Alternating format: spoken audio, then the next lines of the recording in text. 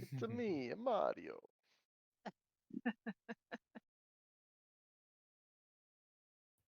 Who has Whomst has woken me? Everyone. Alright. Okay, we are now live. So So, we better watch what we say. at least listen to it. Okay. No. So, you find yourselves at the docks in the valley of Siabsunko, and I will put the spelling of that in chat. It's Sabsunko, rather, not Siab. And as you are deposited on the docks by a passing trade boat, why don't we introduce ourselves, starting with Aaron? Alright. Introduce yourself, who you are, what you do, why you're here. Alright, so before you stands a lanky humanoid standing at about, I think he's just crest 6 feet. He has platinum blonde hair, the tips of which are singed and blackened. He wears a very neat suit, completely black with hints with some white, all of which is again burned horribly, like he's been in multiple accidents with fire. He gives you all a wave, and his hand trails some charred smoke behind him. Oh, hello all, hello all. Yeah, my name is Aaron. Yes, Aaron. Um, yes, I'm here not to burn things down. Hopefully, cities are normally better because they're made of stone rather than wood. There's been a lot of wood I've burned. All right, and next we will have. I cannot pronounce your name yet. Chowgary? So a curious looking kobold kind of looks like he's got something wrong with him because his eyes are going in different directions and he kind of has odd twitch. He walks up to the group and he kind of peels something off of the front of his shirt and he kind of holds it out. It's some odd parchment. It's very smooth and it and he points at it and then he points at himself. Oh God, it's a And small child. And then he points at it again, and he points at himself, and he kind of mimes talking. So you would be Hogry Jefferson. And he shakes his head, no! So He he's insistently points at it and points at himself. he, Your name is Name Tag.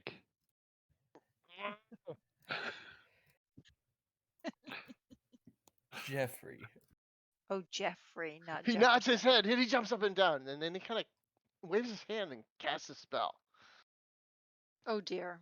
And you start to see Jeffrey's tale of woe, growing up in a happy kobold encampment, worshiping the great goddess Tiamat. He spent his life, his youth, as a happy kobold here. But then one day, the humans invaded and bashed him on the head very hard. And when he woke up, his whole clan was gone, and so were the invaders. And he has the barbarian humans from the north, and so he has dedicated his life to finding them and defeating them. Uh, and that's what you all get from his little minor illusion storytelling. That's fantastic. Well met, Joffrey. And at the end of the story, he looks at you all, he glares, making eye contact with each of you, and he goes, "Jeffrey." And next we have Dunbar. Hello, all. Well-dressed dwarf, chain shirt, hammer, battle axe. Basically, I've set out into the world to root out evil and increase the fame and bring glory to my family's name. Excellent. And last but not least, we have Jade. Okay, I don't know what to say about myself. I have come here basically wandering through. I've taken to wandering around finding things to do. So if there's something interesting in town, then I'll stick around. Otherwise, I'm going to be off to the next town. So you see a emerald green dragonborn in front of you with it's about 6'6", chainmail, carrying some heavy weapons. That's about it. Fantastic. So, as you arrive at the docks, the first thing that gets your attention is there's a lot of activity, and it all seems to be headed off to the west. And I'm not going to bother to hide things from you on this map because there's nothing to hide. So I'm going to put you there, and it's obviously not to scale because you are not bigger than buildings. Everybody seems to be headed towards the Dinsing Night Market, which is the tent area in the middle of the map here. I didn't move you to the map yet, so you can't see that. This is good DMing right here. Ooh, Jeffrey. So yes, the tents in the to the west of you are where the majority of the activity is headed. Well, let's follow along. Excellent. Do I smell food? Well, the scale of this is you're about 2 miles away, so you probably don't smell it quite yet. Though I don't know how sensitive your nose might be.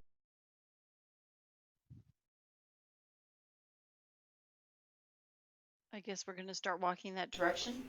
Yeah, you can just move there whenever you're ready. Jeffrey's gone. Jeffrey.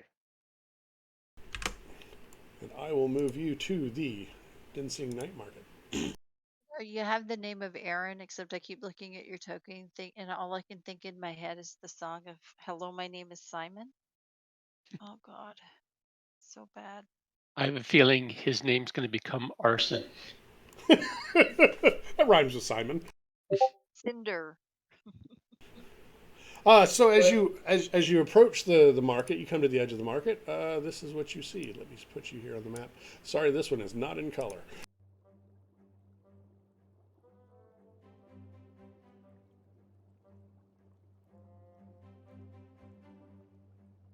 Jeffrey will wander around just like looking at things and poking into things.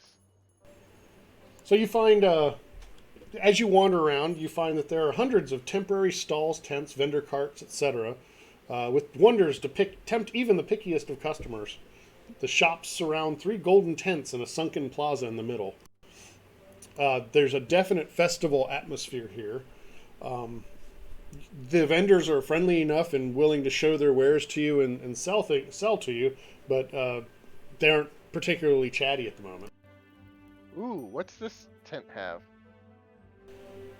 As you enter the area and the sun starts to dip below the horizon, the night market twinkles to life, gradually igniting in a dazzling display. The smells of food carts filled with pot stickers, coconut desserts, spiced meats, sticky buns, and more drift amid bright bouquets of glowing flowers and magical lights in the shapes of vendors' wares and whimsical mascots. Crowds of shoppers wander the stalls, drawn by the colors, smells, and music. So it is early evening. What would you like that tent to be? Shiny bubbles. That's like pretty much every tent. All right, so Jeffrey's just gonna kind of walk up. He'll grab a bauble and just kind of wander off with it.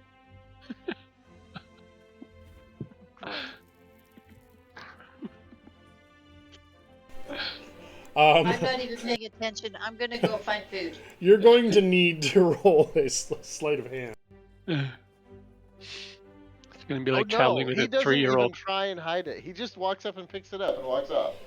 You are stopped by the vendor, and he holds out his hand and says, I need coin for that. Jeffrey? Coin, Jeffrey. Let's see. Does Jeffrey understand? He shows you a single copper coin. He doesn't know what that is. Oh, fantastic. Then he's just gonna shrug and hand it back. Then he will take it, and you can go on your way. Aaron would be looking for any fire retardant material. As he wants to get a new suit, but his current one is kind of burned. Mechanically speaking, you can find anything that's in the player's handbook at handbook prices. So have at it. God, my roll 20 crashed. Yeah, there's no like flame retardant material. Yeah, I don't think there is. He just Yeah, you find is some looking plate for mail. that sort of thing.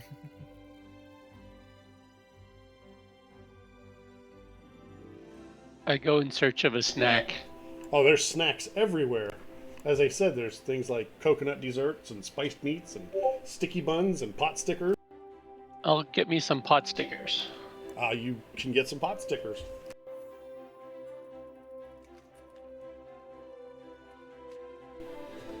I don't know if you guys want to spread too far apart. It is a pretty big place. Yeah. We don't know Is each there- other. It's about 800 feet across, apparently. The are people pretty much just milling around, browsing, checking things out, or are people kind of making their way to the center? They're just standard traffic, just wandering around, checking things out. There doesn't seem to be anything major happening in the middle at this moment. However, shouting arises over the sounds of the haggling shoppers and sizzle of cooking street food, and a shrill voice cries out, "Give it back, you little thief!" Holy crud.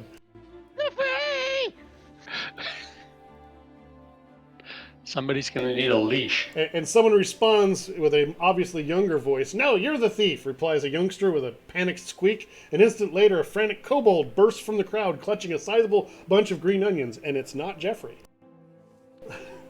A flustered gnome woman chases him. Am I close enough to grab the fleeing kobold? You are, if you'd like to make an attack to grapple the poor kobold. I don't have anything set up as like unarmed. Just do a normal melee attack is fine.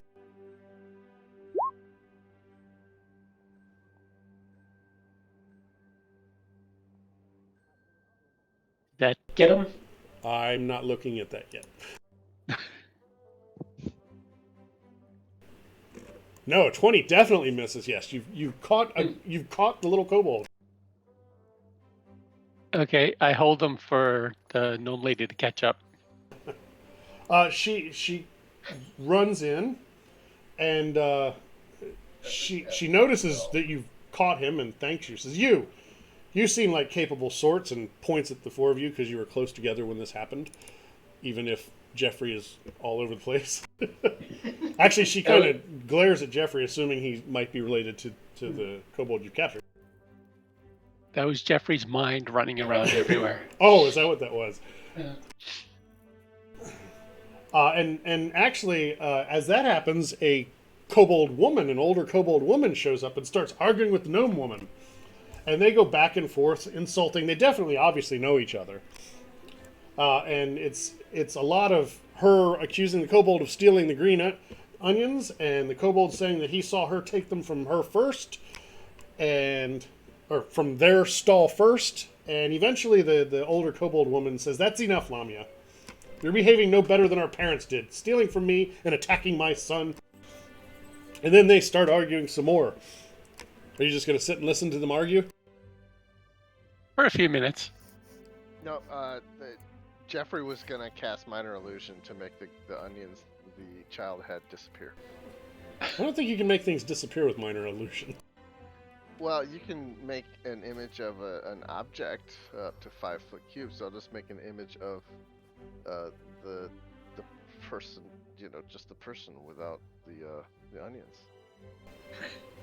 I don't think that's how that works. You would have to know the way the person was going to move to overlap them. So maybe you could use your minor illusion. Go ahead. Yeah, he only wants to do it for like a second or two, so he can walk up and then sleight of hand take him away. Oh, okay.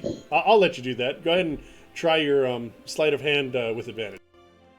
I rolled a 19. You did. So there's no more onions. See if nobody's paying attention because they're busy arguing. This isn't good. So the arguing kobold woman notices you guys and turns from her son and the irate gnome's shopkeeper. She says, You strangers look like capable sorts.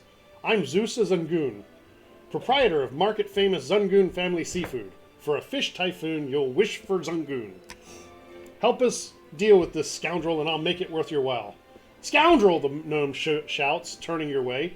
You don't look like you're wrapped up in market politics. I'm Lamia Tayenmo. Help me figure out what's going on here and I'll give you a lifetime supply of delicious noodles from Tienmo Noodles.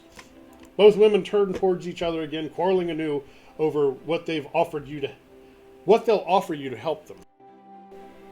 So you've got two job offers from opposing sides.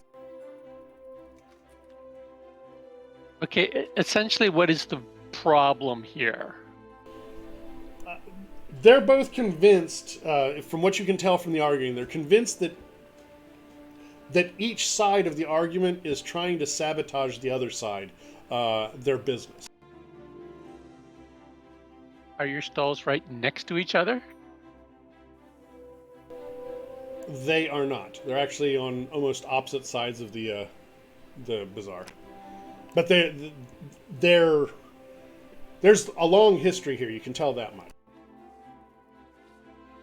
Jeffrey will put up a minor illusion of a bowl of noodles and then a question mark because he didn't understand what the other person was selling. One was offering us noodles, and the other was offering us seafood. Seafood. That was the kobold lady. Yes, Zungoon family seafood. Yeah, I'm not capable. I don't know why they're calling me capable. I burn everything I touch. Jeffrey is thankful for you to explain that to him, and he will thank you by saying, Jeffrey. And gives you an onion.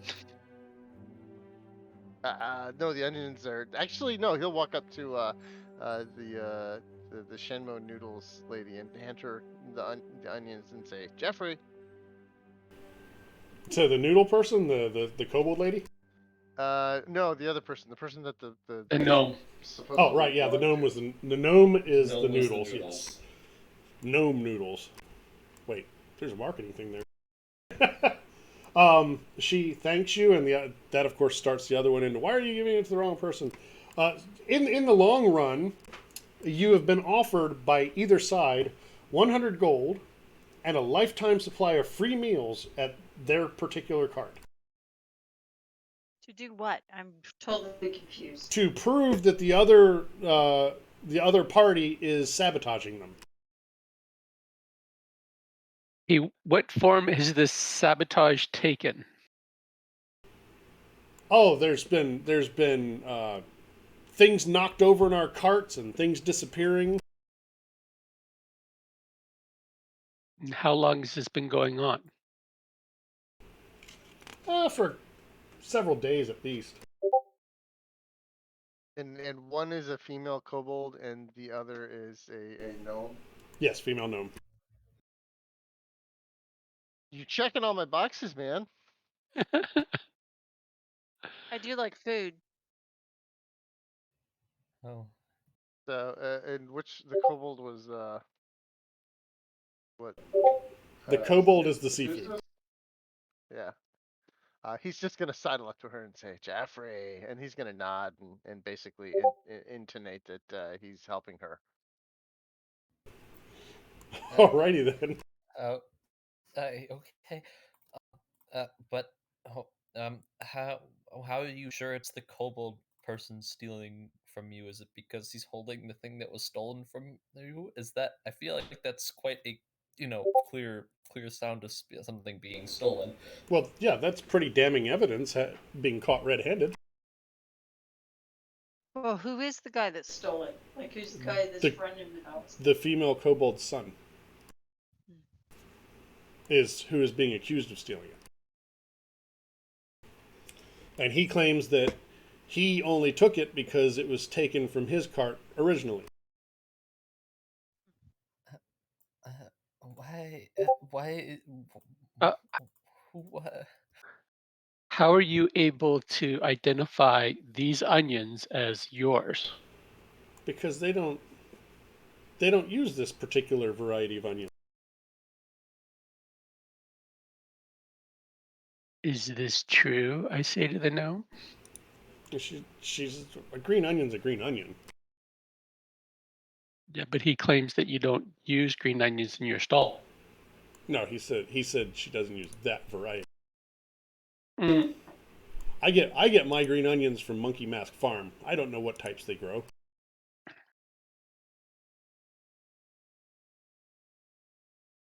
Oh, big. Um.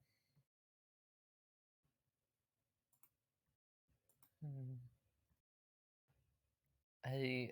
Why are you asking me to make moral assumptions? I'm not good at this.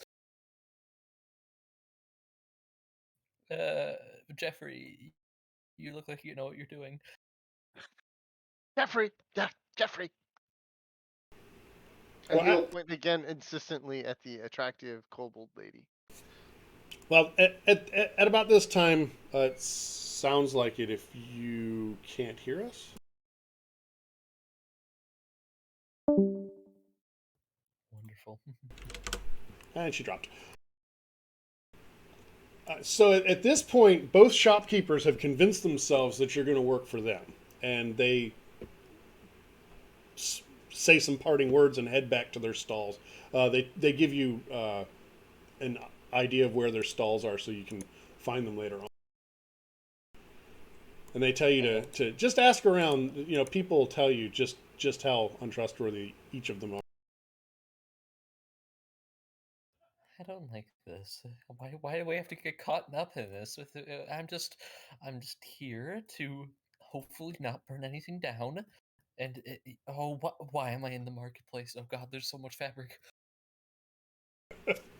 So I've labeled where they are on the map for you. Oh, okay. And as they separate, the small crowd of onlookers disperses, and it goes back to being a busy market.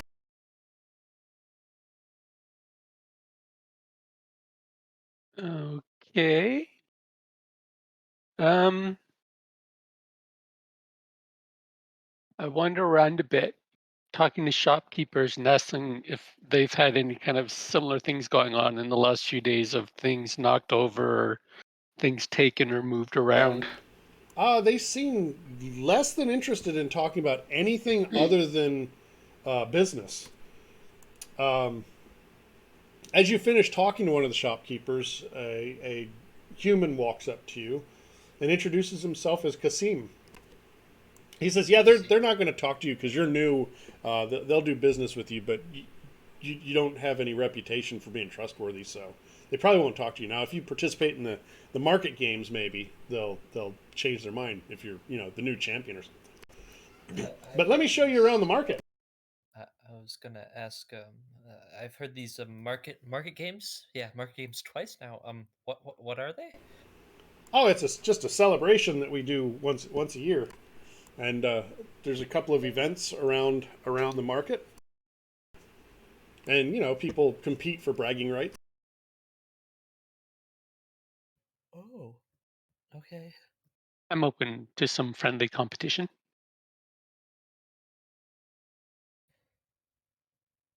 That's nice. And it's This is Kasim. nearby. Oh, hi, Kasim.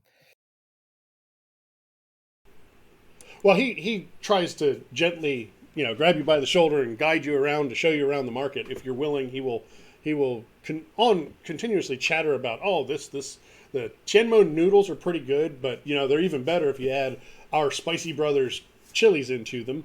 And Vada's otherworldly goods, they've got some good trinkets there. And then there's Madame Culp's silk. That might be a good place for your material. You seem to be interested in. And the Zungun family seafood's pretty good if you add some of our peppers to it. Another fun fact: as he takes me by the shoulder, a bit of ash and dust comes up as he hits my shoulder, a bunch of soot gets thrown off, and it's very warm to the touch. He takes his hand off and kind of shakes it and brushes the dust off. While he's showing you around, he laments that the families just can't seem to get along. Those two, the Tianmo and Zungun. I don't know what's going on with those guys. It's not worth getting into the political stuff. It's just, always the same. Are there any other families that are kind of in a rivalry with those two? No, just them. Welcome I'm back. sorry. You're back. Is the voice working? It is. So as he's showing you around, Madame Culp's Silk sells luxurious silk garments for no less than 50 gold apiece. Pretty pricey stuff.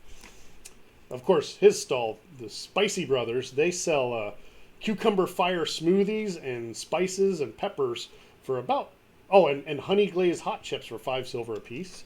The Trusty Leek is a street food cart specializing in bite-sized and skewered seafood dishes. It moves around throughout the evening. It's almost like they're just kind of doing a circuit.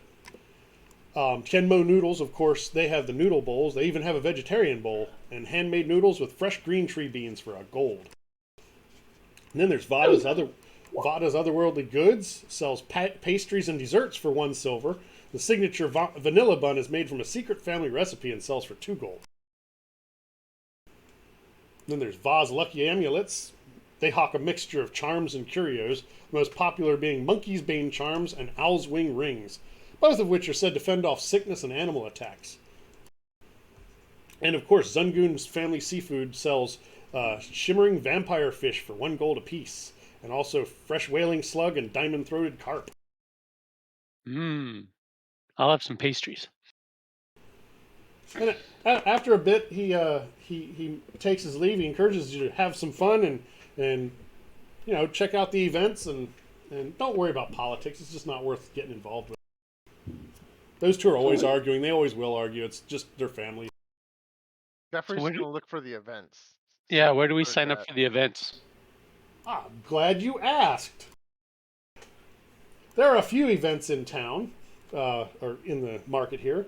There's the Arun Family Pepper Challenge and the Battle Prawn Challenge, where chefs are challenged to prepare giant battle prawn faster than the previous chefs.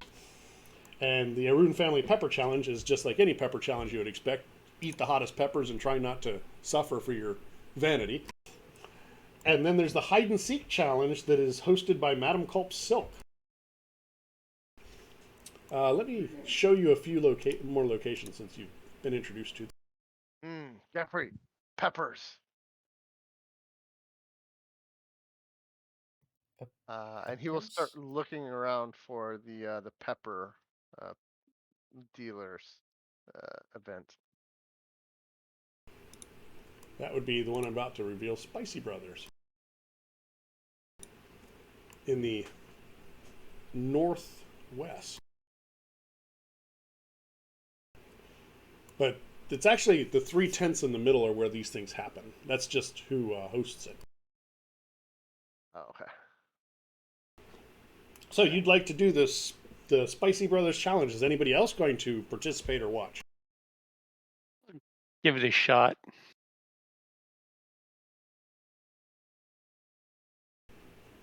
Okay, so Jeffrey goes over and takes Jade's hand and starts pulling her towards the event grounds.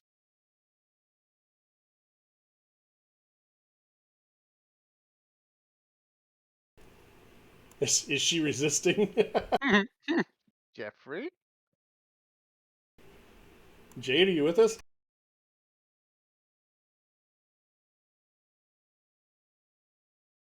He must not be. And we lost the sound. Aaron is seeing that the event grounds are very wide open. Welcome Aaron back. is keeping the farthest away from all the stalls because they are made of wood and fiber, and he doesn't want to set them on fire. That's happened twice already. That's not great. Jade, are you allowing Jeffrey to lead you to the pepper tent? Sure, why not? Hey, fantastic. He's in the middle here somewhere. Jeffrey will give you his biggest lopsided goofy grin.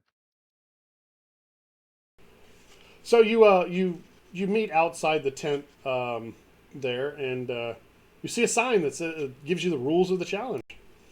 It's a test of fortitude and willpower, created by their father years ago. It's a tradition that they've kept going now since he passed and they inherited the business. There's a human outside who explains the rules. The participants sit at a table with a basket of mixed peppers and several pitchers of milk. During each of the event's 3 rounds, a participant must select 1 pepper from the basket and eat it. Any participant who eats a pepper each round without reaching for milk or leaving the table until 3 rounds are over is declared the winner. Violence and magic are not permitted during the event. Oh, okay. That sounds fun. Yeah, fun. How many of you would like to join? I mean, I do like spicy foods. Are all I'm four? game. Are all 4 of you going to try it? I Yeah, will. I'm I game do for like anything. spicy. Fantastic. That means that it's just you guys. No other citizens joining. They have room for 4, and you are 4. So as you are ushered into the tent after waiting for a short while and being briefed on the rules. And a crowd applauds from nearby bleachers as you're led into the broad, open space of the event tent. Before you is a square table bearing a massive basket of colorful peppers and several pitchers of milk. Welcome, strangers, to the Arun Family Pepper Challenge, shouts a bombastic announcer standing near the table and wearing a red pepper-themed costume. I'm your host, V. Arun. Is everybody ready to greet the heat? absolutely. I do not have a map for this. You do not need a map for this.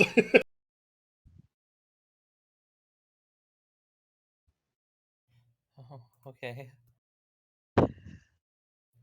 Jeffrey looks at the announcer kind of questioningly and holds up his money pouch, kind of bouncing it up and down. Is there any betting involved on this? There is not. At least not on the participants' side. Is there like a pot? Do they win anything? No, you just win the admiration of your fellow man or kobold. Jeffrey kind of spits off to the side and goes, Jeffrey. He likes to gamble, but he'll give him a thumbs up. Okay. I'm ready. All right, so when you're ready, take your seats. I Sitting am. there. Aaron's gonna choose the one furthest from center stage. Okay, so here's the mechanics for this. Each round, you select a pepper by rolling dice, of course, because that's what we do here. And you'll have to make a constitution save. A successful saving throw means you manage to eat it. On a failed save, you eat the pepper but have disadvantage on the next save you make during the challenge. If you fail a save by 10 or more, you either reflexively reach for milk or you leave the table. Either way, you lose. Oh, okay. And there's 3 rounds. Aaron's gonna pick up a red pepper. Yeah, have that red one. So I'm going to put you guys in order here. Since Aaron said what they were going to do first, we'll put him first, second and third, and fourth. There we go. Okay, so Aaron is going to select the first pepper, a very red one. So roll a d10 for me. A D10. A d10. 5. You have rolled a 5. This pepper tastes like a common green pepper. Make your Constitution save. 11. You save against the mild spice of this particular pepper, and you are good to go. So we're going to go to Dunbar next. What pepper are you going to grab? A nice yellow one. All right, go ahead and roll your d10. Your yellow one is very similar. We don't need to do that. I will stab you, kobold, with a pepper. Your yellow pepper is like a sweet bell pepper. It doesn't have much heat, but you still get a little bit. So go ahead and give me that Constitution save. Oh! Oh, it was more heat than you could handle. You must have gotten bit right into a seed or something. You will have disadvantage on your next round. And I'm just going to put a little mark of fire if I can find fire. There's fire. There you go. That means you have disadvantage next round. Jeffrey! Jeffrey! If you would like to roll a d10 for me. Oh, you have Bush pepper. You very close. This is called a skull-faced pepper. The spice is so intense that for an instant, every other participant's face looks like a skull to you. It's unsettling, but it doesn't do any damage. You need to make a Constitution check. Oh, God. Jeffrey will bounce up and down, pop the pepper into his mouth, and chew on it with relish. The relish didn't help. You have failed. Did he fail by 10 or more? I don't think so, hopefully. No, not by 10 or more. He's good there. Thank God. And Jade, go ahead and roll your How d10. How do I roll a d10 again? You can just type /r space 1d10. Other slash. Well, you didn't specify.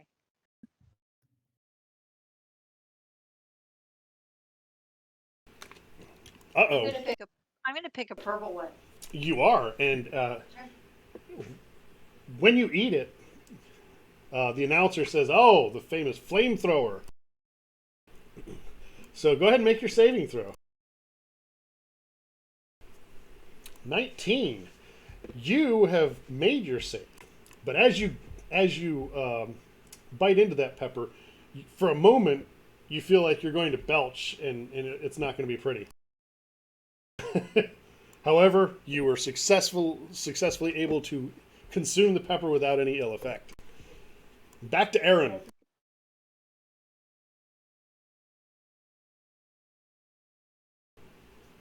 Aaron? Roll that pepper die.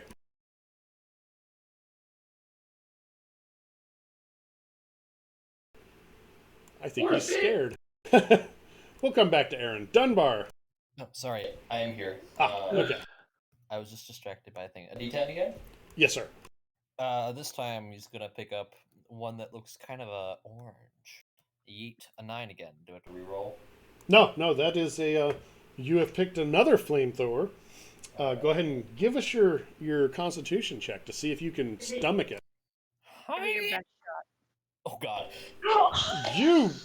You're looking for more of those. You really like that pepper. That one. What heat?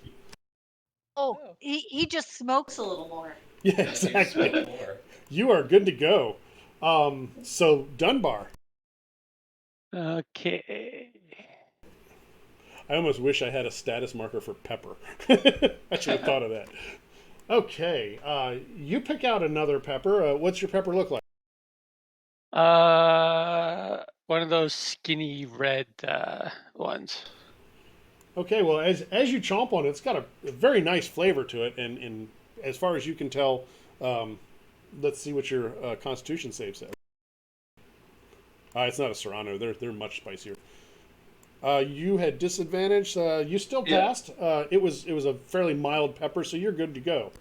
You do not have disadvantage next round. All right, Jeffrey. Jeffrey kind of covers his eyes, looks away from the bucket, kind of waggles his hands inside, kind of like, stirring around the peppers, and pulls out a good one. That's the one I was hoping you would pull. Pops it in his mouth, this time without relish, and gets a 15. The heat from this pepper comes in waves, and you have failed the first wave. So now let's get another Constitution save as another wave of heat after you couldn't tolerate the first one comes through. Oh, so I have to roll twice on this one? You do. This one's not at disadvantage. Oh, okay. Oh Ooh. Lord. Poorly done. So yeah, you failed both, which you can't have double disadvantage, so you're still at disadvantage next round. You're looking at that milk lovingly. You're thinking really hard about the milk. He likes this. Jade. Okay. I'm gonna pick up one that looks like an apple. It does not taste like an apple. Go ahead and give me that Constitution save. Darn it. Hold on. There's where I'm going. It doesn't taste like an apple, but it's definitely not a spicy pepper. You are fine. I picked the pepper remnants out of my teeth with my fingernail. Continue. This is the final round. Who's going to make it? Who's going to run away? Who's going to drink all the milk? Aaron. Oh, we'll pick up that one. As he grabs one completely at random, that is that.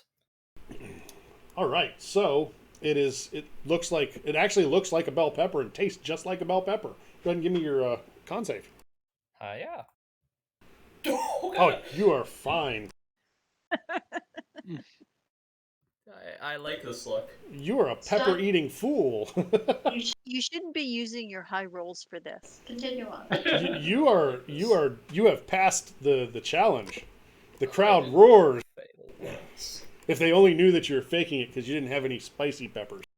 Phantos, you pick one that 9 won earlier, but I rolled a net 20. You pick up a pepper, and as you bite into it, you have an awful feeling. This is not going to be good because this pepper is way too soft to be a pepper. You don't even need to make a save because you actually just bit into a cherry tomato.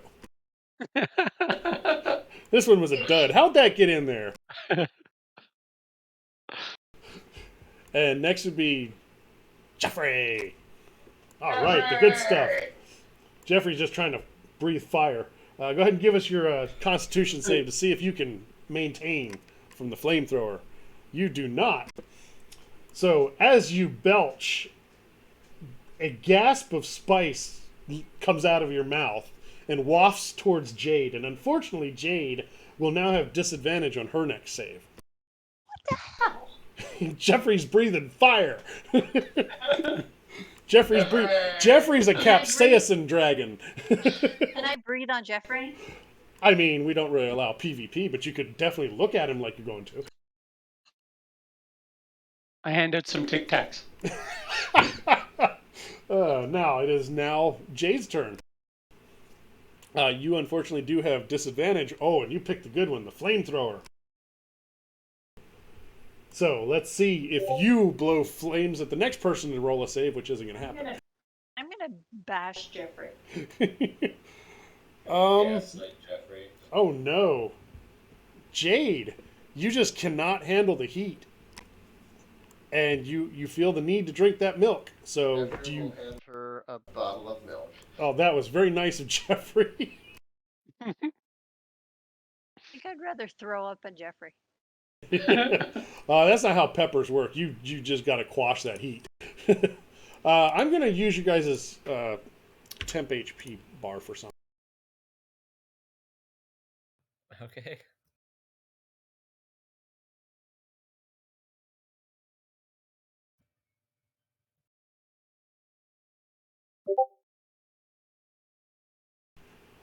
Okay, well, 3 of you are cheered by the crowd, and the crowd really appreciated Jade freaking out and going for the milk because they would not have expected that from a Dragonborn.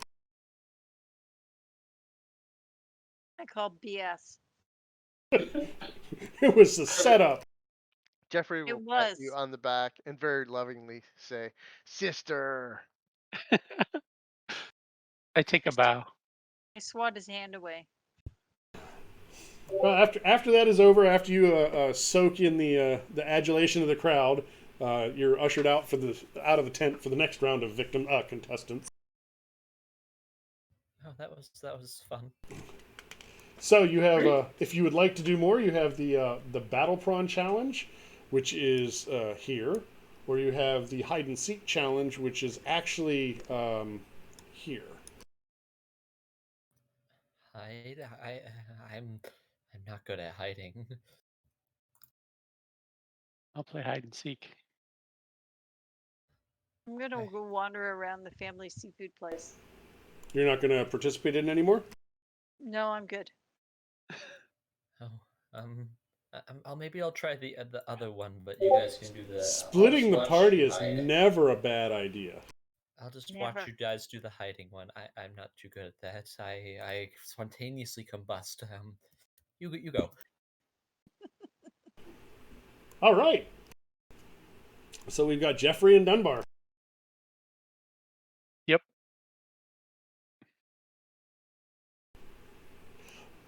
Jeffrey's gonna get behind Dunbar and just kind of hide it in his shadow as as he moves around. Jeffrey's gonna stay behind him.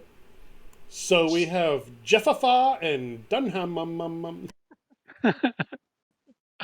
Where's Peanut? Jade or Aaron can be Peanut. But we can't have Peanut on this stream. So, as you enter the tent, seated at the middle of this sizable empty tent is a wizened gnome at work amid tangles of colorful yarn. Several fuzzy, kitten-sized blue caterpillars drowse on her, nested in her clothing and hair. The gnome peers up and says, "Welcome, I'm Madam Culp. Are you here to play hide-and-seek with my gentle friends?" Yes. Nodding enthusiastically. Jeffrey! Great. I like the enthusiasm. So, there's a trapdoor here, and through that trapdoor is a series of rooms where several of the toot crow caterpillars, that's the kitten-sized blue caterpillars, are hiding. The challenge is simple. Go down the ladder and bring back 4 caterpillars within 1 minute. Ooh. Any number of you can participate, and magical assistance is permitted as long as you do not harm my caterpillars, as I need them for my business.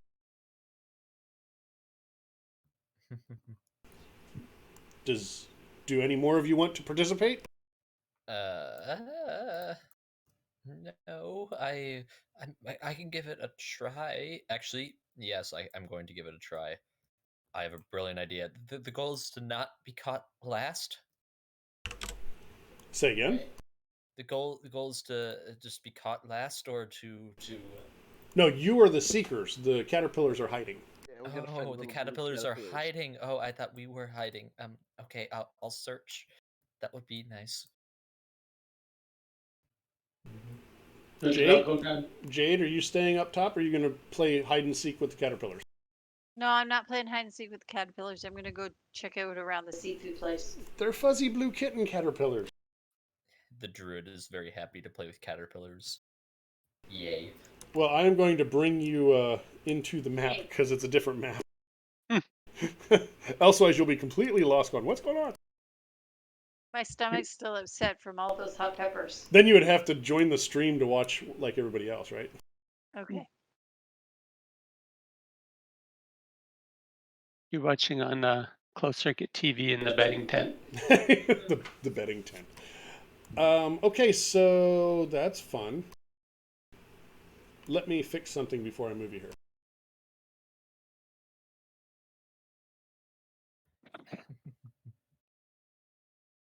They're blue caterpillars? They're kitten-sized blue caterpillars. Fuzzy blue caterpillars. They're not like the black fuzzy caterpillars that sting the crap out of you if you touch them. They're not like those. Okay, let me move you to the map here. Roll20 was helping you. They didn't have them hidden. Oh, I can see nothing except for a small light there. Because there's no light, and you're I'm blind. Additionally, very small size instead of size that I'm supposed to be, I think. That's because I copied you guys from the other map. Oh, I could just drop myself on the map. That's all right. I'll fix it. Yeah, seeing that it's dark, Aaron would cast a produce flame, which I'll bring up what it does. That. Are you using it like a torch? Yeah, it's a 10-foot, bright 10-foot dim. I just in my hand. I'm not gonna throw it. But I have just a flyer that appears in the palm of my hand, singeing my, what is it? The like little cuffs. Yeah, the cuffs. The cuffs of his fancy shirt. As he realizes that, he kind of tries to like strap the cuffs tighter so it doesn't, That's a little bit better. Now you have light.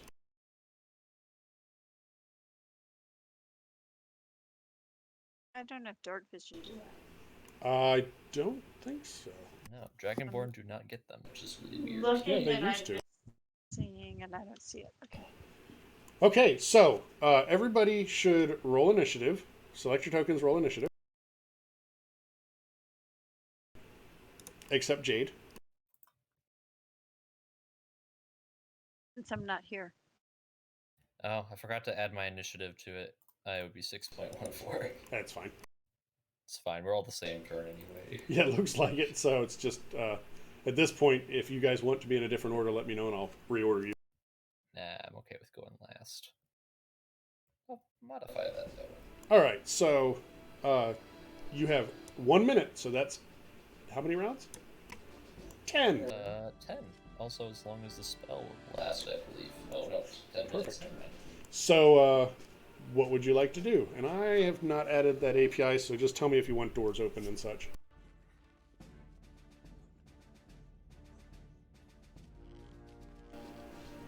If it's not obvious, there's a door in the northwest corner of this room. Oh, Jeffrey, yeah, it's your turn. Jeffrey's gonna charge over there and open that door. Okay.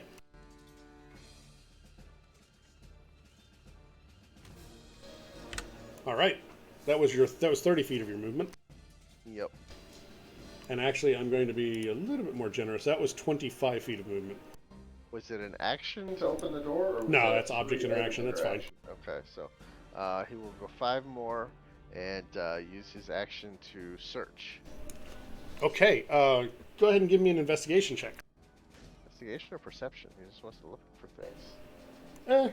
Perception's okay if you just look at it. You don't see anything. Alright, Jeffrey will wait there. He's a small-sized creature, though, so you can move through his space. Yes, you can investigate or perception for looking for them. Oh, these are hard to find. Was that your turn? That was it? Dunbar. There's no doors over there. Bark, we can't hear you. I'm going to investigate the chair. Look under the cushions underneath and so on. You can investigate an entire room. Oh, okay. So I'll start at the chair and then go around these boxes. So are you going to use your movement to do that? Yep. Okay, so I can pretty much just do that. correct. A 20 investigation, you're pretty sure there are none in this room. Bummer. Okay. Aaron. Yeah. Are there any other doors aside from that one in this room? Negative. All right. And I guess we move past him to here. Uh-huh. And his mother always taught him not to run with fire. However, he is going to dash and just move 15 extra feet. I see a door to their right. I'm gonna go that way. Okay. Just open the door. You want to go through that door as well? I mean, I'm just gonna open it. My mother always taught me not to run with fire, so I'm not trying to run too much with it. I'm just gonna open the door. If you want me to move 5 more feet through it, that would be fine. That door is refusing to open. Oh, That's weird. Give me a second. I gotta move. Yeah, there you go. Yeah. Ta-da. Oh, it's dark room. Everything went dark. Yeah, because everybody left, or your light source went behind that door. That's where I'll end my turn, I guess. I'm over to the right.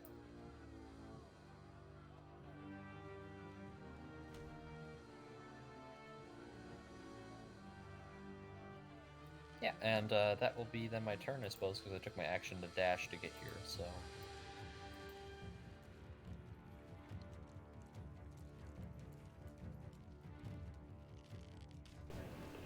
And you don't have an action to search, correct? Correct. Nope, I used the dash, so... That's very weird. I don't like that I cannot open that door. Okay, it is now Jeffrey's turn. Jeffrey's gonna dash or gonna run north. And then he's gonna search this room. Okay, you've used 20 feet, just so you know. All right. Go ahead and do your perception or investigation. 16. Just say, is there a reason you had advantage? You did not, right? No, I just threw it up. Fortunately, you do see a caterpillar.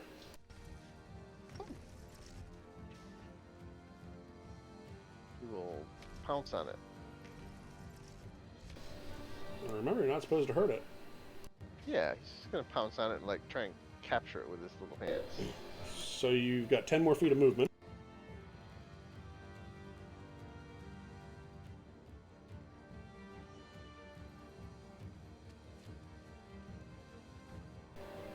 So you would need to perform. Oh, grapple it. Yeah, I think that's going to be next round though, because you've already done your action. Okay. Yeah, the perception was the action. Okay, I'll just stand here then. Yeah, because I the way I'm seeing it, you're searching the room. So Yeah. okay, it is now Dunbar's turn. He will call out very loudly to let the party know he's found one. Jeffrey! I will Oh. move here.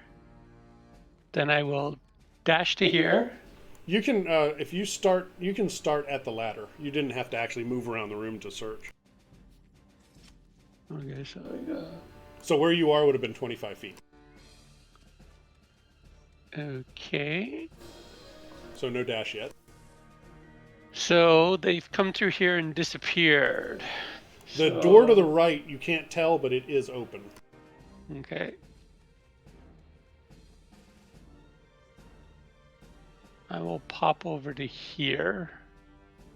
And that'll be that for this turn. All right, Aaron. I guess so. I'll start by actually searching this room and then it's gonna take.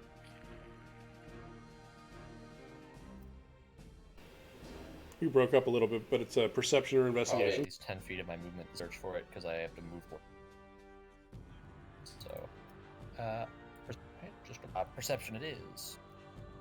Roll. Nope, Right. nothing in this room. Oh, no. I see nothing. Yeah, I'll just move over there 15 feet, open this door. Again, I can just move through it if it's having trouble. It's open. Oh. No, that one's working. The other one's not. Yeah, I don't think there's anything in that room, so I'll head on to this room. Oh, wait, actually, we'll end it there. Because I realized there's more corner there than I thought. That would be my turn. All right, Jeffrey. Oh, so this thing did not attack Jeffrey? No, it did not. It just kind of looks at you in cute kitten, blue caterpillar kitten eyes. Jeffrey will attempt to grapple it. Okay, so we need a. You can't really. I mean, you could grapple it, but you could just try to grab it. What would grabbing involve? That would be a sleight of hand check. I actually do better at grappling. Okay, I'll pull up the stat block.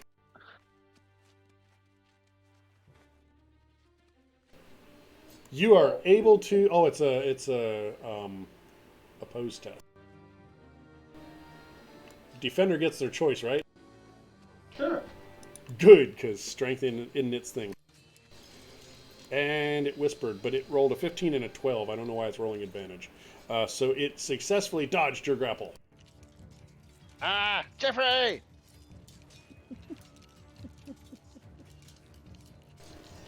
Okay, anything else?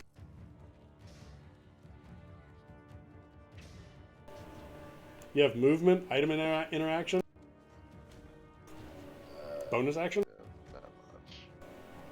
Dunbar. Da. So we'll go.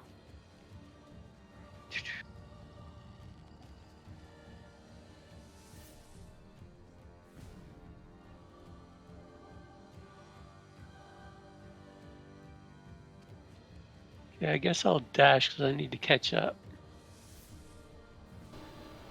between turns, if you guys want to think about what you're going to do for level 2, that's going to happen in the middle of our session today. Okay. All right. That wasn't a dash, was it? Yep. Oh, okay. I forget dwarves short legs. Yep. Well, I haven't I looked am- in this room yet, Dunbar, so maybe you can help me out a bit.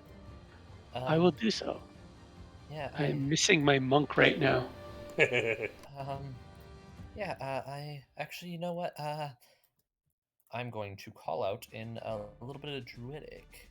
I will actually wait. No, druidic is only for druids. It's like the super druid secret club. It's like thieves can't, but thieves can't.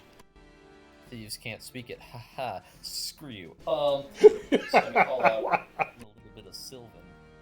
And ask for the little bugs to reveal themselves. Little buggies? Caterpillar? Caterpillar. Caterpillar. Caterpillar's a fun word. Can you please not be hidden? Jeffrey! I'm very bad at this, apparently. Bugs? Caterpillars, please? Anywhere? You don't see anything and get no response. Ollie, ollie, Oh, oxen both free. ones lagging now. I no longer see dynamic lighting. Oh no. Refresh. I'll be back. It is now Jeffrey. He's gonna try sleight of hand this time. Okay. Oh dear God. Jeffrey. If he uses his draconic roar, could he have advantage on that? What does the draconic roar do? I'm not familiar with the new kobolds completely. I will click my little icon. No, not a wall of text. It just gives him it just gives his advantage on attack rolls against enemies who could hear you. But can I'll see allow- how I'll allow that. dramatically- Yeah, I mean, it probably won't help. He'll roll low again. Yeah, 9. Oh, plus so 4 is close. Not really. 13. Wait, 13? Yeah, 13. That is enough. You have caught the caterpillar with your sleight of hand. All right, so none of you are going to see this, but Jeffrey gets down on his hands and knees, and he just bellows out. You hear it. This animal primal roar at this caterpillar, and then just daintily picks it up off the ground. So this was angry Jeffrey sound? Sure, yeah. Got some movement, so he's going to come into this room over here. Okay, yeah, you've captured one. There's everybody. There's everybody. Anything else? That is it. Dunbar. I will- I'm not that good at finding things. Oh, hi, Jeffrey. I will investigate.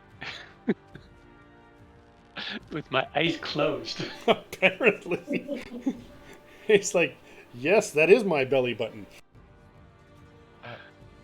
Dunbar, why are you looking directly into my black jeans?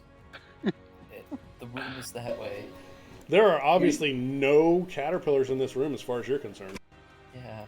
Well, then I may as well move up here then. Yep. Okay. Can you move a little bit out of the doorway? Thank you. Aaron. He's gonna start searching through the room. That's 15. Just gonna move left to right. Oh gosh, it's far. And I shall make a perception check for you. I might have to split this up into two. Oh. See the whole room. I failed. I made this map and I adjusted a wall and the door disappeared. There's a door right above you. Cannot see anything apparently because I am rolling horrible now. You guys are supposed to search with your eyes open. Yeah, I'm rolling horrible. I've rolled a 4, a 2, and a 1. And Phantos had a 2. I have a +5 perception. I feel like I should be good at this. Oh. You would think. Is that your entire turn? Yeah, I can't move any farther since I used it to look. But there's a deep end over there I can't even see, so I might go that way as well. This is round 5. It's halfway over. Jeffrey! Jeffrey's kicking our ass. He's gonna come in the room, and then I guess over here, and then he'll go ahead and see if he can see anything in here. Yes, there is definitely a caterpillar here. There's 8 of them. Jeffrey will point to the caterpillar. And he will wave at it enthusiastically. I love that you have images for everything. Yeah. It adds to the character.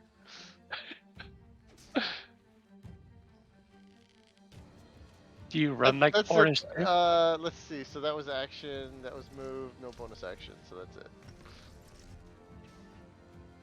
Oh my gosh. That red square is a door, by the way. Is that one I can see barely at the edge of my vision? Yes, it is. That's the one Jeffrey was waving to. Oh. Jeffrey's pointing and waving. You're a druid. This is a creature. Yeah. Except I don't have speak with animals yet.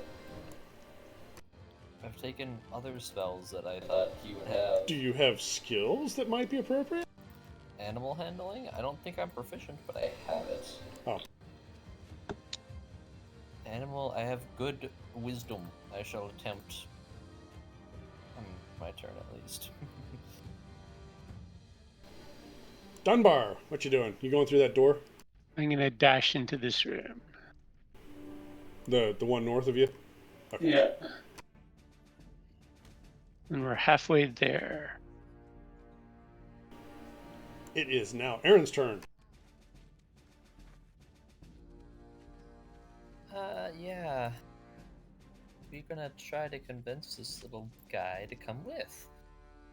I don't know if he understands primordial or druidic, so I'll try it in both and say, why don't you just come with me, and we can get out of this dark room, yeah? Don't mind the fire in my hand. I can't see otherwise. I guess I'm hoping for an animal handling check. Yeah, sure.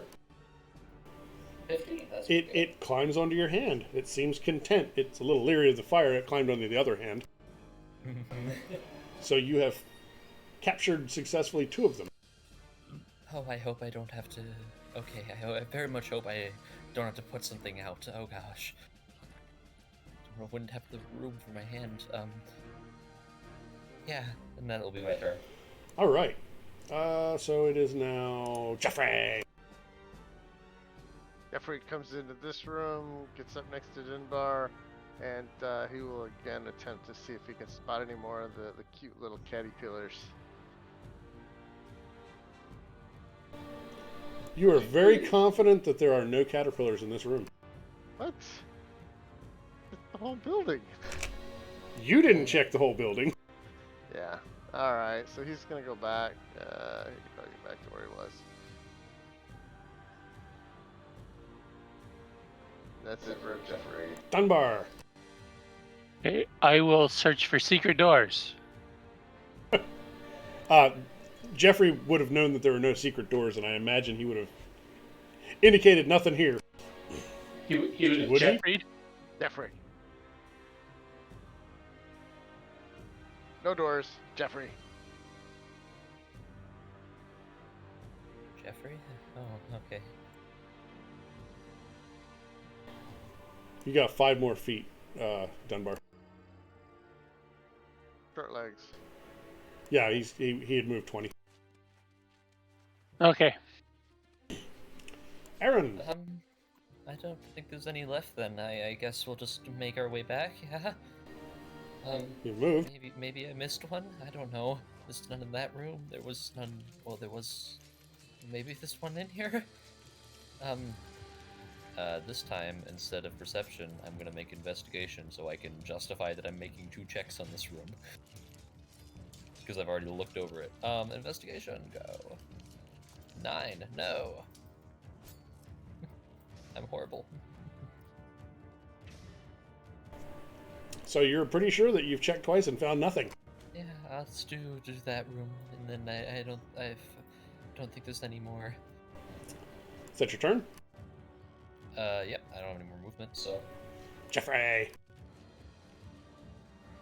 Jeffrey moves into this room and starts looking around frantically to see if he can find Oh my any more. gosh, Jeffrey, stop it! You're Yep. rolling so well. There is a caterpillar in this room.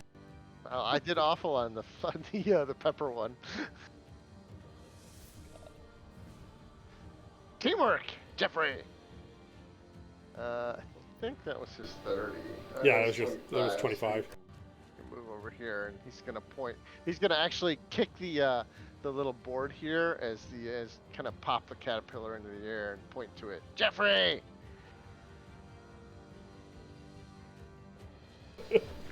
All right. Anything else? Dunbar. You heard a clatter of wood and heard Jeffrey chanting his own name in the room south of you. I'm going to head for the room that I haven't been in. And I will dash over here. Okay.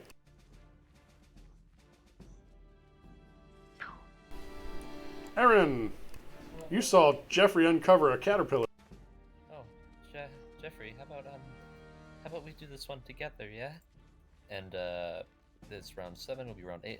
Aaron is going to use help action, and whatever Jeffrey tries to do will be helped by Aaron, so you'll have advantage.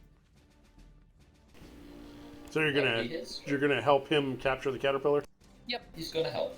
That'll be his turn. Jeffrey.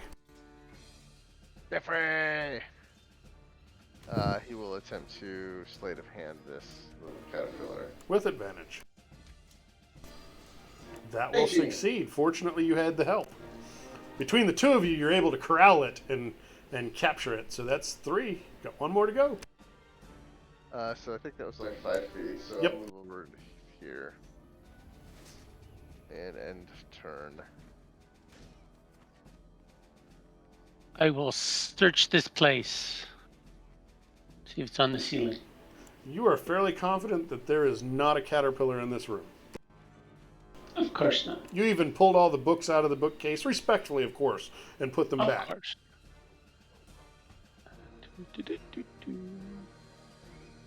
Okay.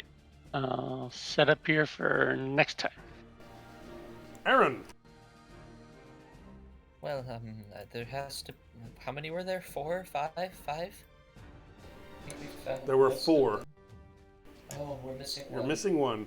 Oh, and I'll take another look around this room.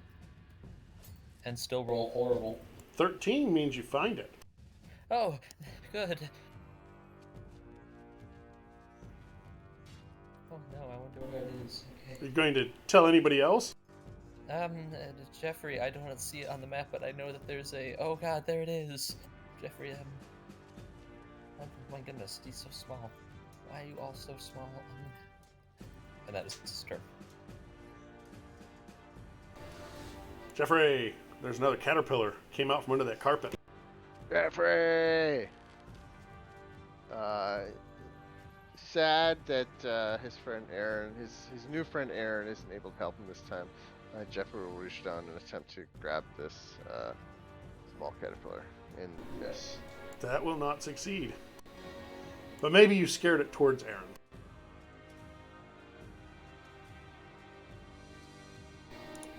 Dunbar, you hear excited utterances in the next room. I will head towards the excited utterances. And you know that you're down to your last 6 seconds after this one.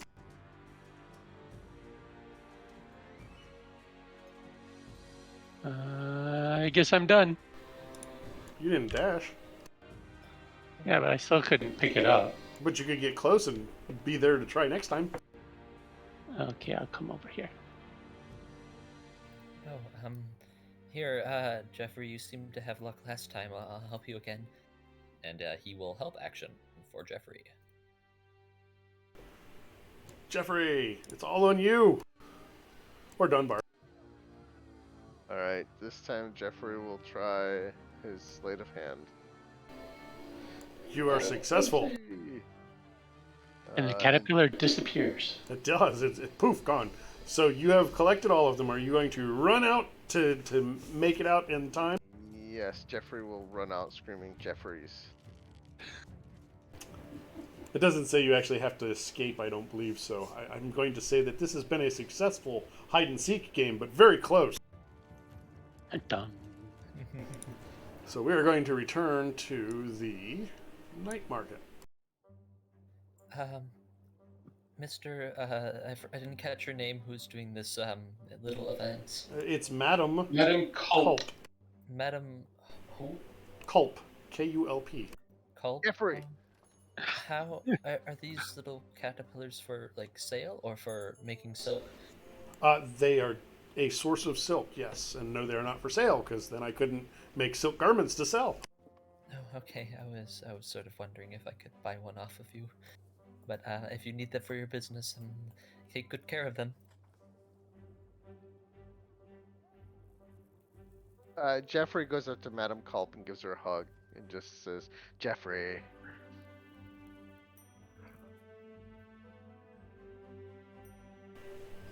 You guys had the ability to do it, but it is actually you have to get to the first area with them by the end of the 10 rounds. But you guys had 1 round to haul butt. Yeah, I would have made it to the room, not to the ladder. Well, maybe not up the ladder, but you just have to make it to the room, so you're good. I just did that for transparency. So, you have one more challenge, or you can do whatever you'd like. Is Jade with us, or did Jade go off to do something else? No, I'm still sitting up top. I was checking out and seeing whether people were betting and stuff on this. You couldn't find any betting, but you definitely have heard chatter about the people that did well in the pepper eating contest. That was quite fun. It's a shame I can't keep one of those little caterpillar things. Aaron realizes he still awkwardly has this fire bit in his hand. And according to the description of the spell, I believe I cannot actually let it die. Oh no, I can dismiss it as an action. But Aaron wouldn't know how, so he kind of just has this ball of fire in his hand that he looks at awkwardly. And just stares at it, I guess, as he walks over to the other tent. Jeffrey comes hoping over it and doesn't blows set it out. anything on fire. Jeffrey comes over and blows it out. Can you blow out produce flame? No, but on reflex, then he would end it because that's what he believes will happen. That makes sense. I like it. So, who is participating in the Battle Prawn Challenge, or nobody? I need to win something. Well, I guess. I mean, it has battle in the name. It's got to be fun, right? Mm-hmm. Jeffrey. Does that mean I could burn things that they don't mind getting burnt? I do need to let's shoot some things with fire. Otherwise, I'm gonna start smoldering more.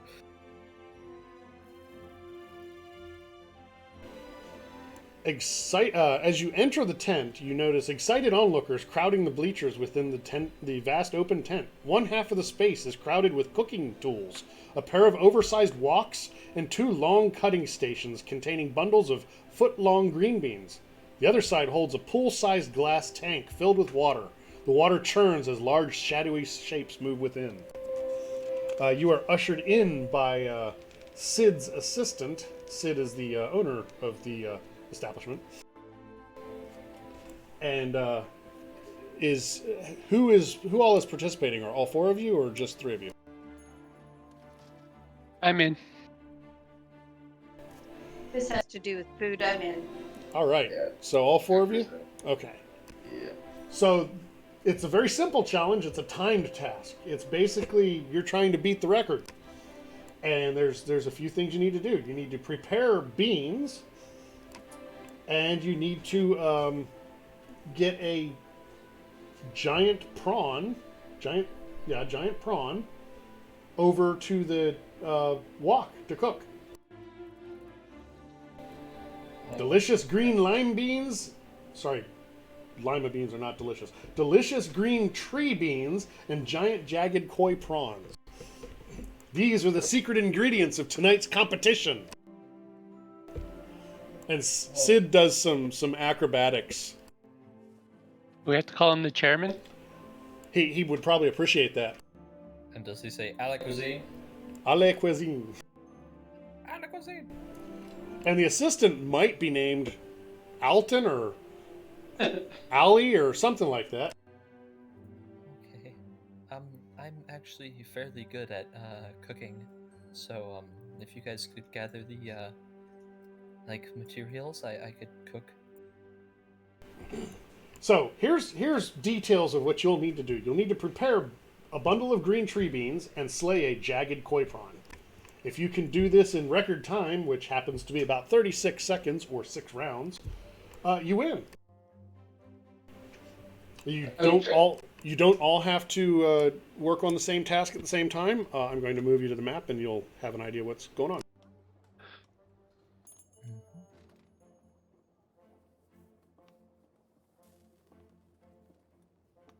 My favorite thing, dramatically light myself afire. Oh dear. Oh, I hate Roll20. They locked stuff to the map. Did you know you can lock things? I did not know that. It's a new thing, and unfortunately, I can't get them to unlock. What does lock do? It makes it so I can't move it. Trying to keep in character voice this entire time. Maybe I should stop trying, but it helps me remember what's his voice like, and then I can keep on doing it. This is why I don't do voices, because I have no memory, and I also suck at it. It just takes a lot of practice, and then you could just get used to it, and then you think, oh, that's just how I should be speaking. And then you speak like that out of character voice, and in your daily life, and then everyone gets really confused, like, who the hell are you? Oh yeah. It's not at all. What is wrong with this person? Okay, so everybody should select their tokens and roll for initiative. I like where you are. Let's make your tokens the right size. I can't select them. We are still on the other map as well. Oh, good. I'll make you the right size and then move.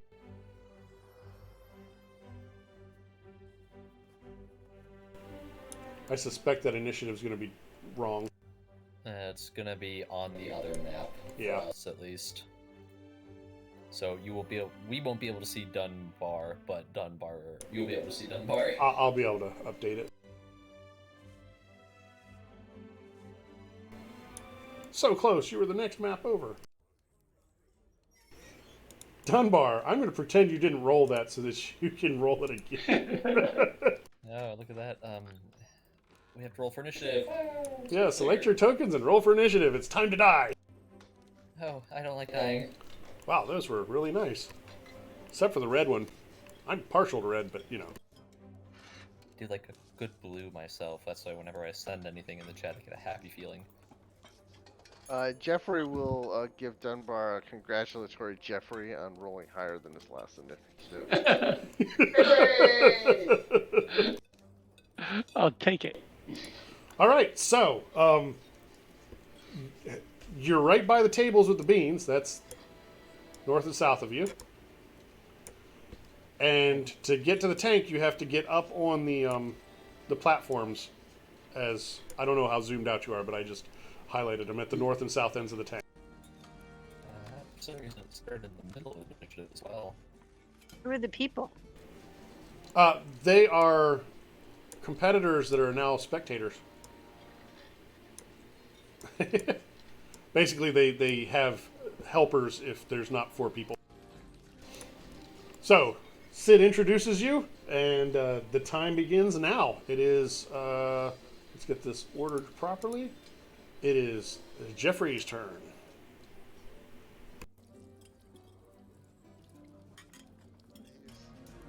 Like, are we fighting? Is this a fight?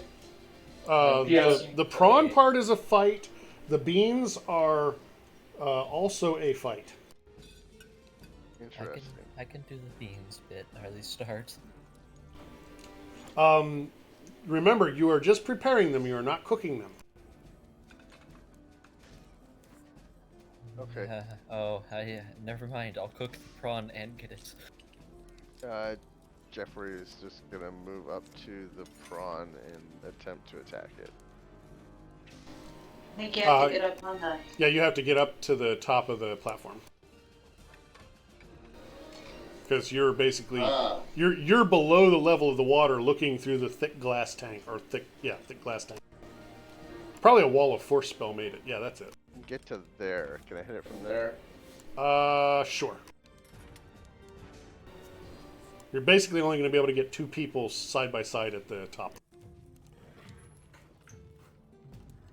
He will yell at it and use his short sword. Does an 11 hit? Don't ask me hard questions. It does not. All right, that's it for Jeffries. Okay, it is Aaron's turn.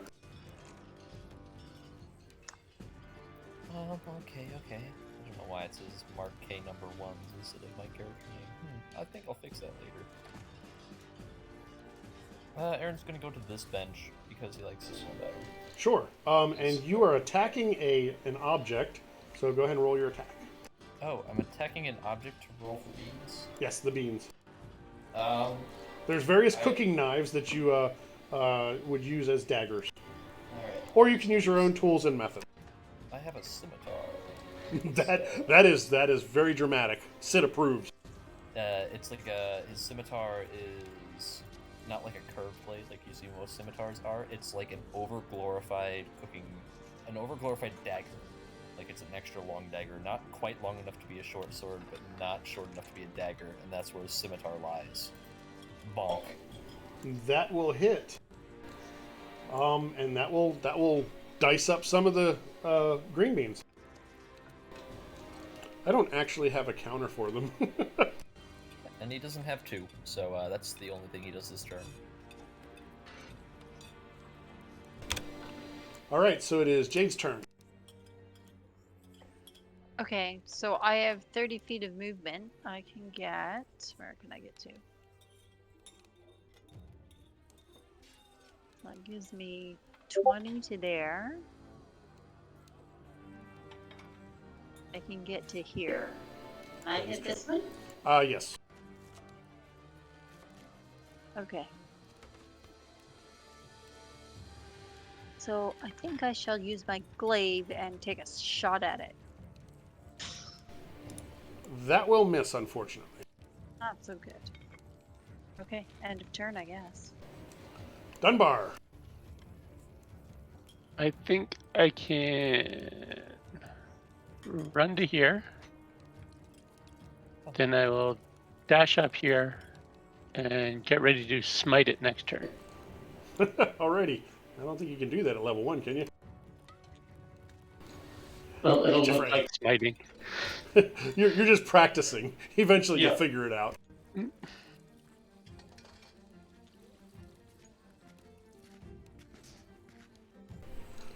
It is Jeffrey's turn. Jeffrey will hack at it again with his short sword.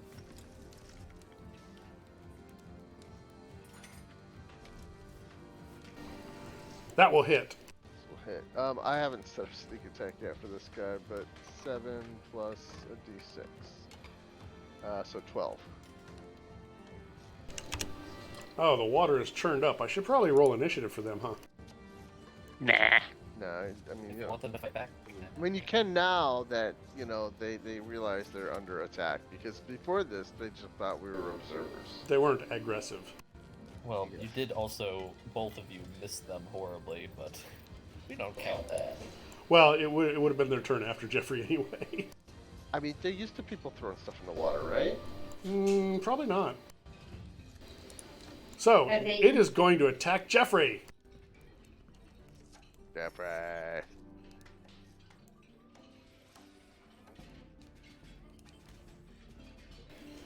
It cannot do that, but it's going to do a ram. I'm sure that hits you because you have negative armor class, right? I don't see anything. All of the NPCs are rolling to GM. I swear to God, I'm going You have to have words. every lobby. That is bogus. I know there's like settings at the top whenever I use an NPC, and like, oh, where you want to throw it to GM, to etc. and so forth. Yeah, they've got that hidden on all of their NPCs. What? Garbage. Yeah, and I didn't realize it, so I have to go in and blah, blah, blah. So you're using the tool, right? No, not right now, I'm not. Oh, there's one tool. It's like 3 clicks, and it changes all the sheets. Yeah, oh, I know. I'm not using it. Okay. Oh, I got you. Yeah.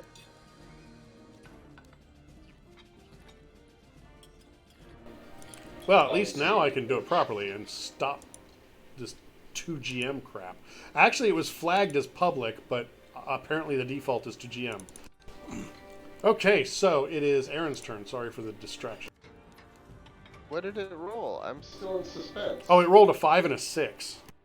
Oh, Oh, I was hoping for a net 20 and just get absolutely rolled. Yes, it instantly killed Jeffrey. You fool. Yeah.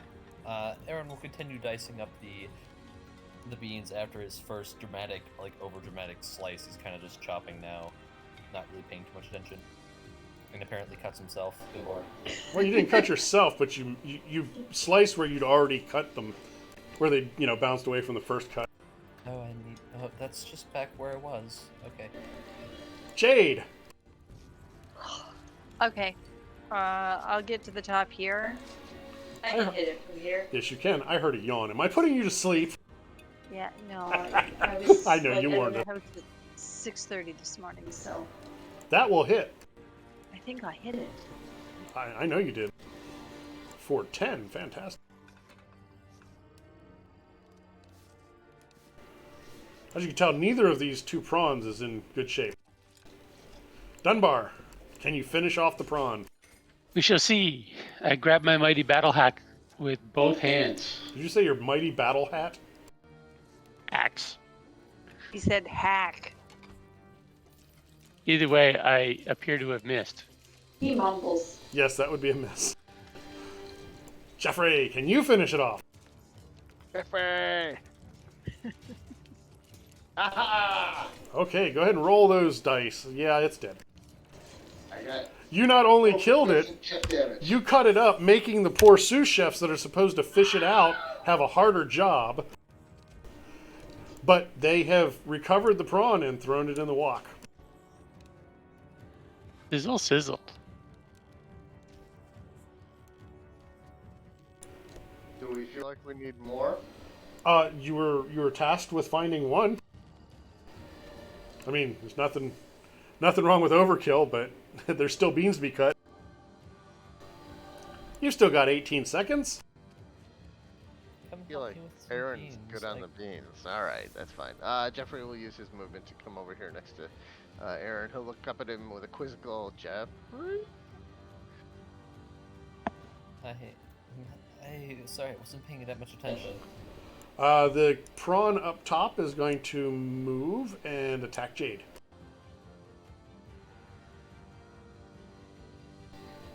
With a 10? I don't think that's going to do it. Not a chance. That is its turn. Aaron, Oh, roll that beautiful bean footage. I'm sorry, I wasn't paying that much attention. There you go. That will hit, and it is you've accomplished the task 2/3 of the way now. They are now only, they're now only 8-inch long beans. No, 6-inch. You cut there, just to help me out.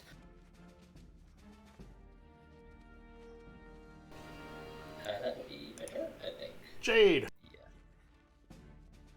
So are we Finish with the prawns? We don't need any more? maybe you want extra to take along and have a snack later. I don't know. I'll give a shot at it. It's up to you. That was not a hit. Or I don't. Okay. I don't think we need any more. You only needed one. Oh, Yeah, we don't need the other one if you don't want to. We Okay, need some well- beans though. yeah, so I'll move to this table. And prepare to start cutting. Not that I'm actually going to be able to do it, but go ahead. All right, Dunbar. Okay, I'll head over here and cheer on the chopping team. Jeffrey. Is that a help action? Sure. So you're going to help. Yes. How are you helping him cut up green beans? I'm telling you to grab that one, watch your fingers, hold the knife steady. And every one of those words is Jeffrey. Exactly. Jeffrey! So he did 6 piercing and 5 Jeff. Except you were helping, so you didn't actually swing. No. Dunbar was helping Jeffrey. Oh! Yeah. Oh, okay, I misunderstood. Sure. Yeah, that will finish the beans off. Did we tie the record? You beat the record. The record was 6 rounds, and you did it in, what that round is this? 3? You did it in 18. Woo! Speaking of 4, we Oh, got yeah, it is. fast. I missed it. So you did it really quick. Fantastic. And the crowd goes wild. Yay! Team Jeffrey. Let's start calling you Jeffafa. Cover of Sports Illustrated. This cover of Sporks Illustrated. Guest spot on Walk with Yang. All right. This has been great. You feel like you may have built up some renown with the locals. Maybe they'd be more willing to talk to you about your the mystery you're trying to solve. That being said, it's almost midway through our session, so let's take a 10-minute break. We'll extend a little bit further. We'll say 10 o'clock or 5 till 10 we come back, Eastern time. Sounds good. And you may level up. Woo! Okay, I'm gonna have to do a lot of number crunching. Oh god. I would suggest just do the macros after the session. All right, so we will be back in about 13 minutes. For anybody watching, thank you for watching. We will be back to complete this because this team is fast and they're going to get it done in the 4-hour period.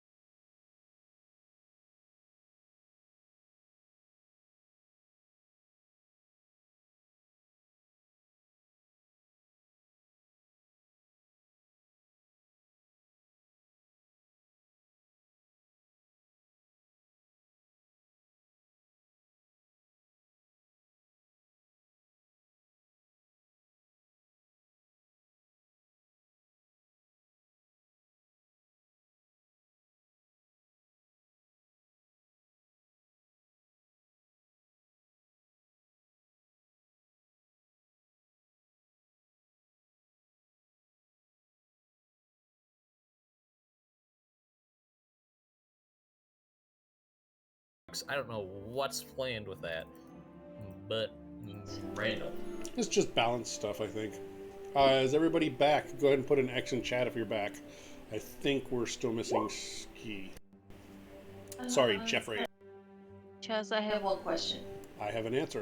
It's probably wrong. I have a breath weapon. It says it's my must make a dexterity saving throw. DC is 8 plus my constitution modifier, which is 2.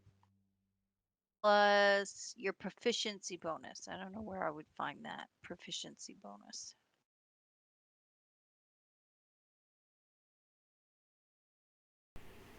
That is on the left side of your sheet, right beside strength. It is a 2. So your DC would be 12 for that. And you can do it, if I'm not mistaken, you can do it proficiency bonus times per long rest. So then my DC for this would be, You said 12, right? Right, and you'll want to check the ability, but I think it's proficiency bonus times per long rest. Let me see here. Yeah, it says you can use your breath weapon a number of times equal to your proficiency bonus, and you regain all expended uses when you finish a long rest. So you can breathe twice. Okay. And I believe your thing said psychic damage for Emerald Dragonborn. Yes. Is that similar to emotional damage? I can drive people crazy. I have a Chihuahua dragon that's breathing right now. Can you hear her? Yeah, but that's not a racial ability. That's a gender ability.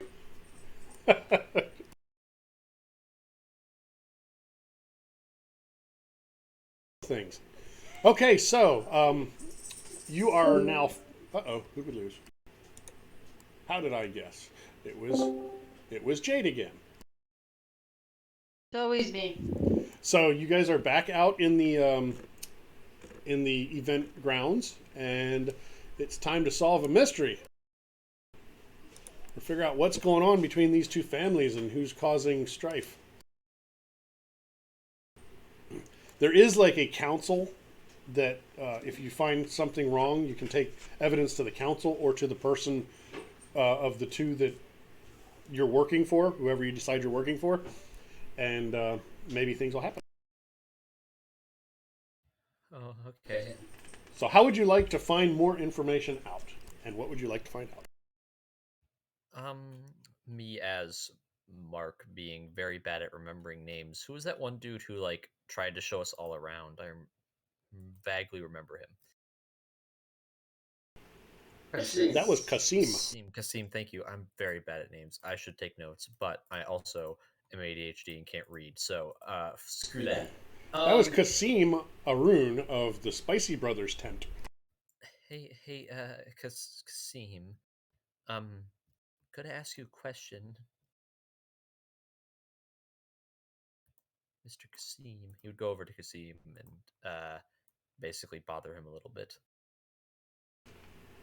Good job with the chilies. What can I do for you? I was just wondering a little bit if those two people who are arguing, the Zungun and the Tenmo, is those people? Those the last names. Um, you said that they do that often. Is that a thing that happens all the time? It's a generational thing. They've been like that. Their whole families have been like that. Oh, that's unfortunate. Do you do you have a suspicion who's actually right, or maybe somebody you know? There has to be some people who think some things about it. That's how life works. I have no idea. They probably made it up anyway. I try to avoid getting involved with the politics. That's that's that's a good idea. Maybe I should as well. And he will stop bothering. I already forgot his name. Kasim! Kasim, thank you. All right. Anybody else have ideas? Yes. Jeffrey's going to come up in front of the party and cast minor illusion and make words appear over his head. The words will say, "Isn't it obvious? Uh, the Kasim Haroon, the spicy brother, is framing them both. He wants to force them out so that he can expand into the the spicy seafood noodle business.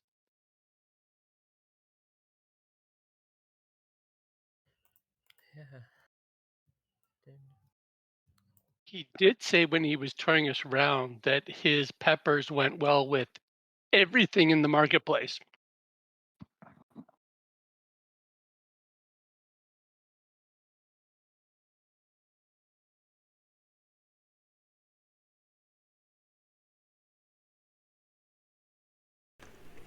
Are the words in common? Yeah, they would be. Oh, I have goofed.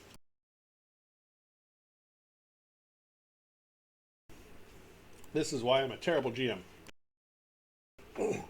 As you came out of the tent and you're discussing these things, you hear a uh, commotion over by Tianmo Noodles, which is to the northeast of you, fairly close.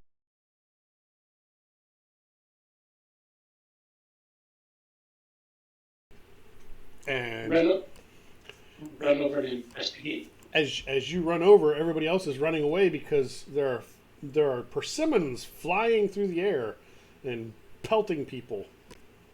Only people around Tianmo Noodles, by the way.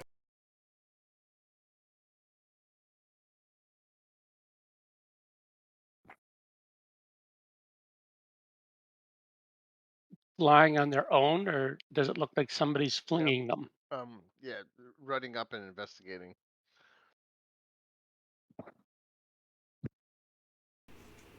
Well, as you arrive, they stop flying, but it looked like they were being thrown from somewhere.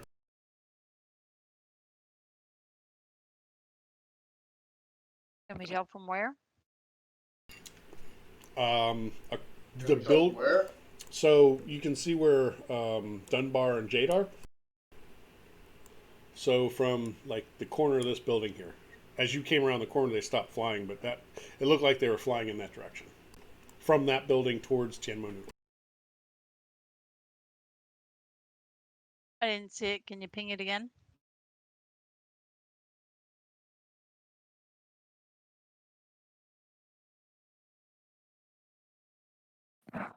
Run over looking for guilty-looking people. The area is pretty clear except for the few people that work at Tianmo Noodles or the ones that ran inside to hide from the rain of fruit. Can we go inside? Check it out. Yes. What is that building that Jeffrey's standing on?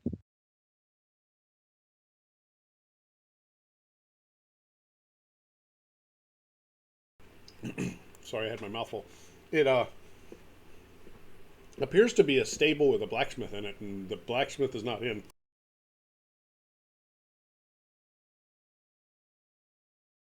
Is there a cart or a building here that they sell fruit? There's various vendors around that you saw when you were walking around that sold fruit. No, but I mean in this general area. Give me an intelligence check.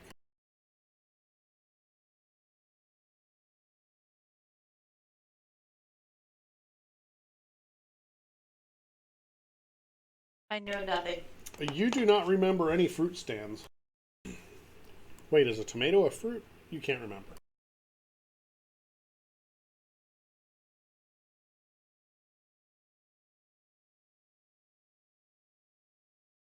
Ah, they had tomatoes at the chili place.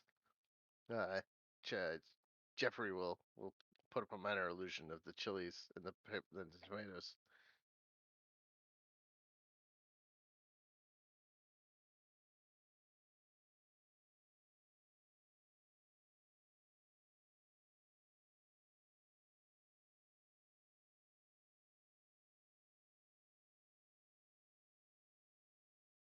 Did everybody get quiet or I lost connection? Everybody's quiet. I've not been prompted. I'm letting you guys figure out what you'd like to do.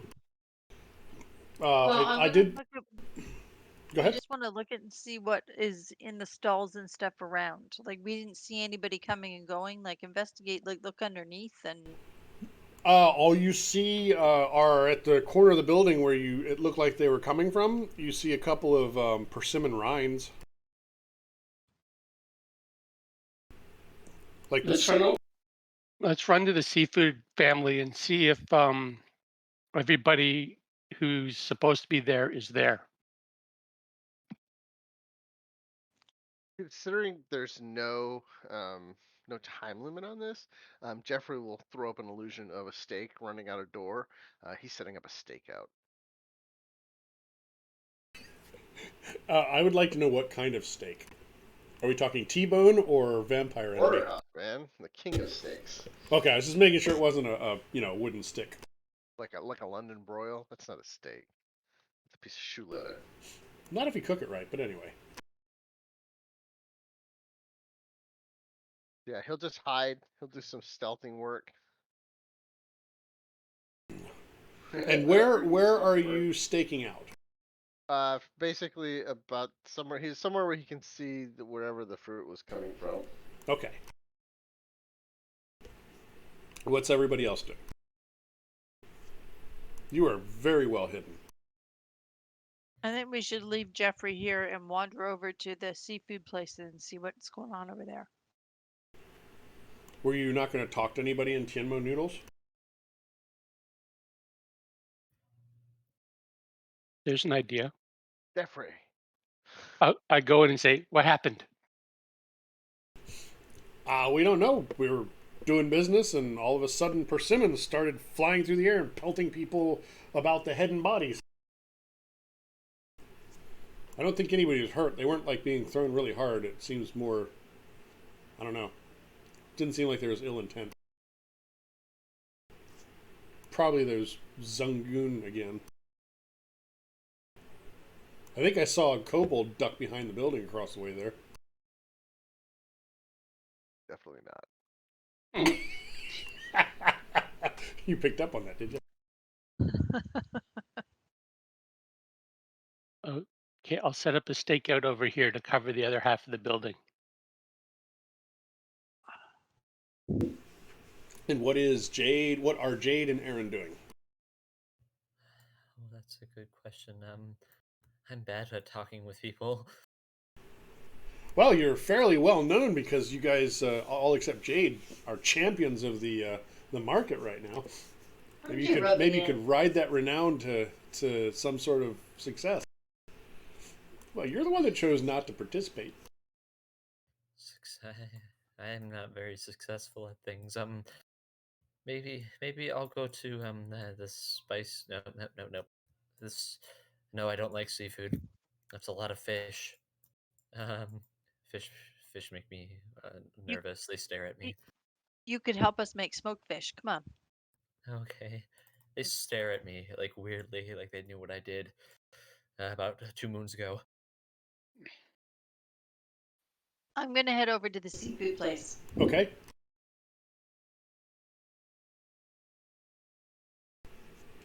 You're going to talk to the elderly lady kobold. Yes. Aaron is avoiding eye contact with any and all fish. Especially the soul. They have really big eyes. Yeah, don't even think about looking at that one. They'll trap you Make- in. And I'll make little fish faces at you. Oh, I didn't share some of the fantastic art here. This was Madame Culp. Oh. With her little blue caterpillar on her head. That's very cute.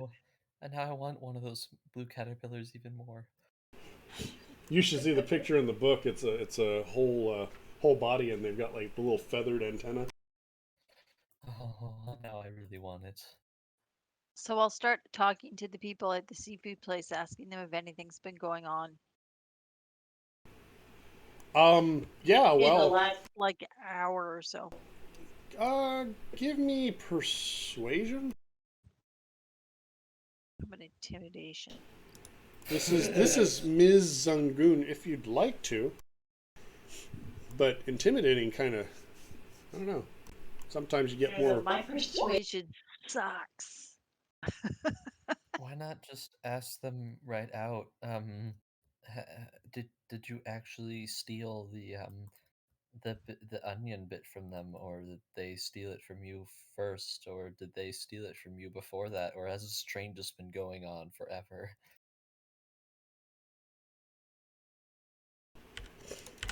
So our families have not gotten along ever until recently when I thought that we had we were making headway. We were almost friendly with each other, and then this nonsense started with sabotaging our stall. And I'm not going to be friends with someone who's intentionally negatively impacting my business. Is That there would be Anybody foolish. else in the area that would have an advantage if you and they weren't here? Like, I'm just wondering if there's anybody else that might be sabotaging you and you think that it's them, but it's not actually them. If we weren't here, I mean, there's not a lot of open space in the bazaar here, but we wouldn't go anywhere unless the council decided that we had to leave.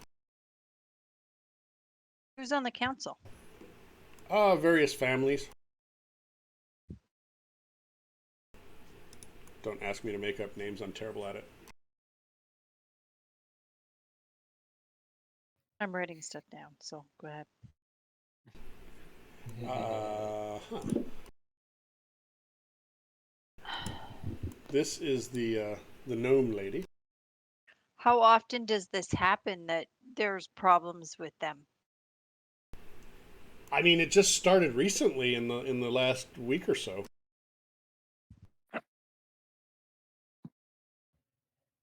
Um, I'm gonna make a little bit of that insight to see if she really thought they were actually getting along, Okay, and go for it. that they were just provoked.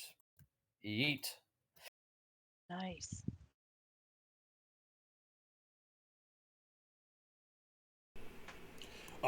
Yeah, she was being honest. Okay. So,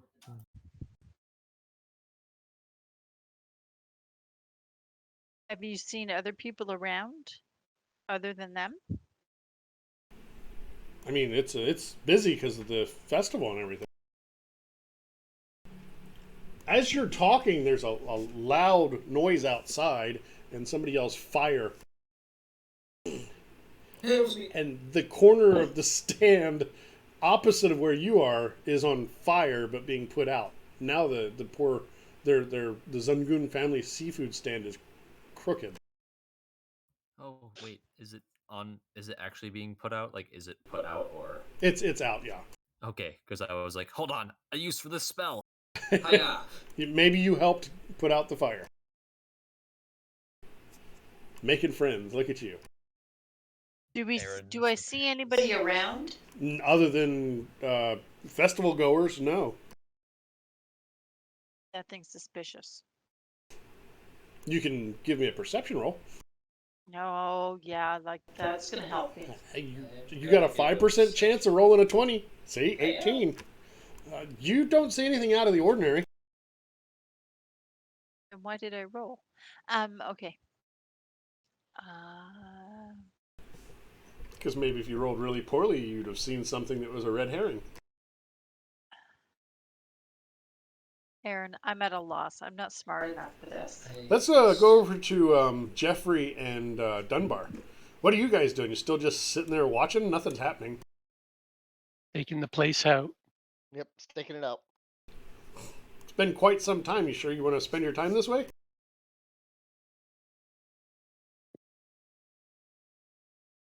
Uh, Jeffrey feels like the rest of the group's got, that under control. He's good.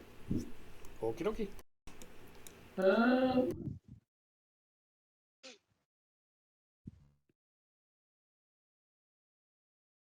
gonna go visit Val. and ask what Val knows about the feud. You mean And Va? Va? Va. Va's amulet. Lucky amulet. Oh, it's the festival winner. What can I do for you? Well, it's come to my attention that there's a bit of a feud between the Tainemo noodles and the Sungoon family seafood. And I was wondering if you'd give me some background on the history of things. I mean, they used to really be at each other's throats, and they calmed down a lot until the last week or so. Was there an incident that sparked renewed rivalry, or Not really, but I'll tell you what. I think that place is haunted. I've talked to people that said they were walking by both of those stalls, Tianmo and Zungun, and they'd be walking along and trip, and there's nothing even there. I think there's ghosts or poltergeists or gremlins or something haunting them. interesting? And it seems like there's always problems at those two stalls in the last couple days, week or so. Is there anything special about the area where those stalls are? No, they've been there forever.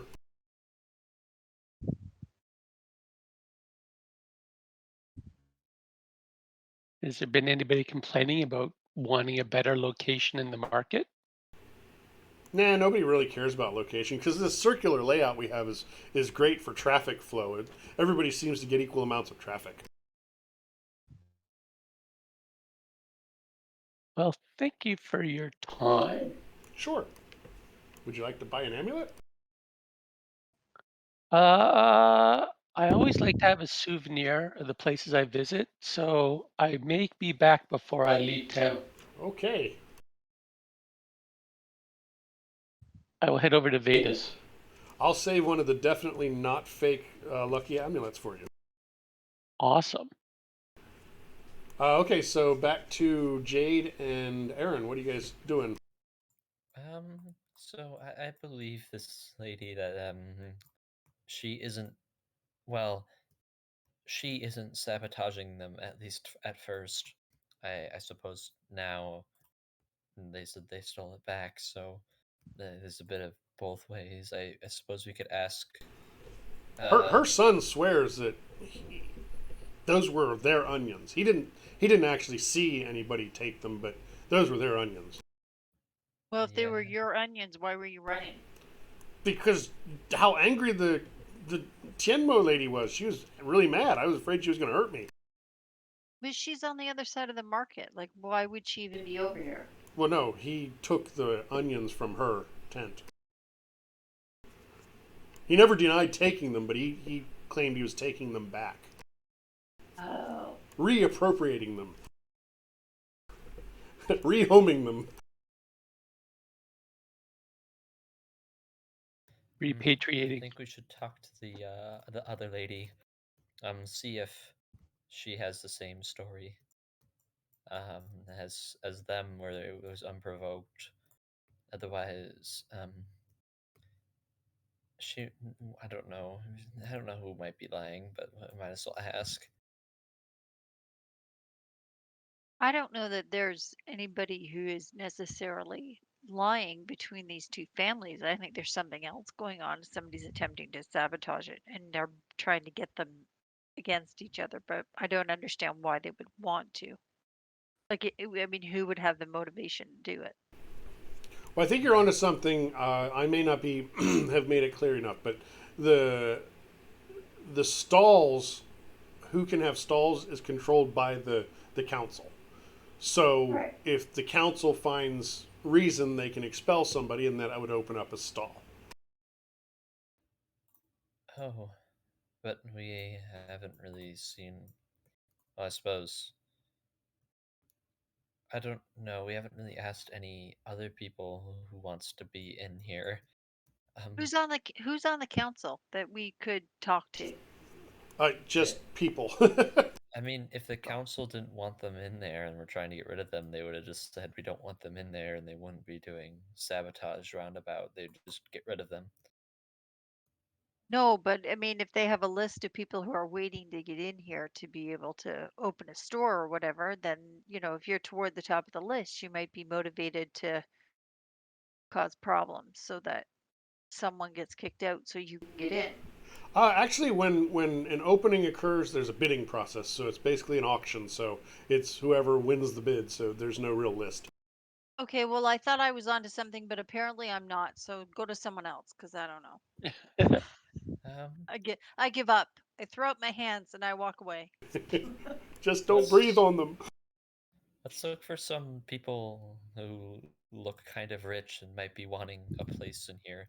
They, I know some people who, in real life and outside of the city, that would definitely do that. So Aaron will start walking around, looking for anybody uh, dressed, I guess, sort of well, who looks like You they have see money. all types around here. Um, Everywhere from paupers to the rich, they mingle, they talk to each other. There, this society doesn't seem to have a whole lot of a class distinction, other than the quality of clothes and stuff. But the people are equally friendly to each other. Okay, so I guess my last question, to Miss Zungun, the kobold lady, um, I only have one more question. Sorry for bothering you again. Uh, did you, from what I understand, there was like a bidding war for your spots. Yeah. No, In the swamp. no, I was not clear. The GM was not clear. Oh, It's when a spot opens up, there's an auction. yeah. Auction. There are no spots open right now. Yes, but I'm asking basically what out of character. What I want to ask is behind when she got hers, when she did the auction bit for her stand, because I'm assuming she wasn't here from the very beginning Their of the families have his had them for a long existence. time. Oh, that's very true. They It's have the Hatter history. family. Never mind. I'm dumb, so I don't know what to do either. Maybe talking to people other than your suspects. Yeah, but was kind of asking that as well. Was there anyone that stood out to me essentially I mean, you've as a interacted with several people in the competitions. yeah, I that Let's was go all down and talk us to the and the girl at one the silk guy I place. asked earlier, and he said he wanted out of it. No, he So said he didn't want to be involved in politics. Talking about Kasim. yeah, So his brother V was in the Spicy Brothers tent. His brother, he and his brother run Spicy Brothers. And then there was Madam Culp in the hide and seek tent with the cute caterpillars. And there was Sid Squid who ran the cooking challenge. I And then guess there's other miscellaneous vendors. I mean, as you can see on the map, there's a lot of stalls.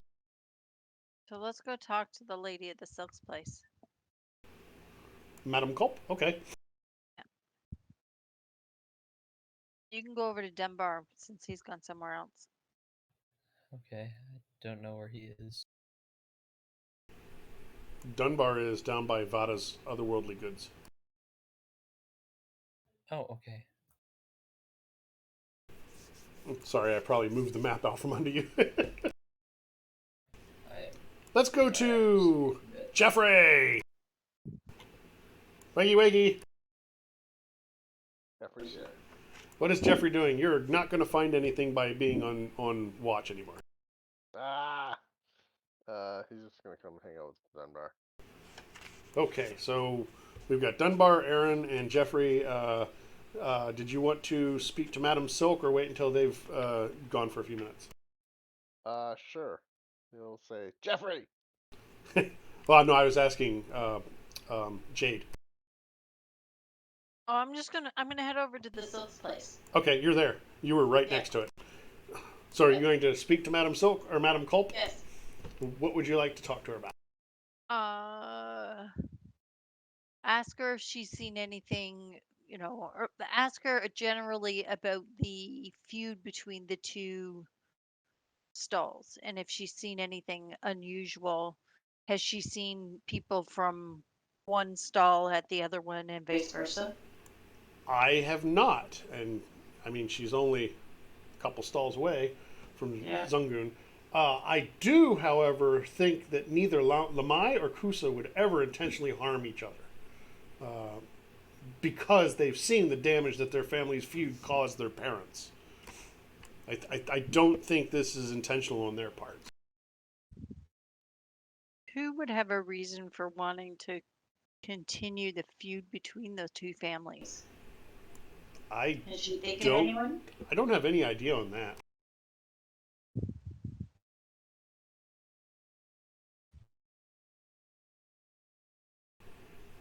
I have noticed my caterpillars get kind of nervous around both of their stalls, though. It's like they're haunted or something. It's the second person that said that. No, it's the same voice because all my NPCs sound the same.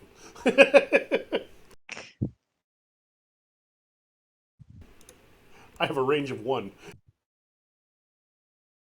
No, but she's the second Second person that said that. Yeah, she is.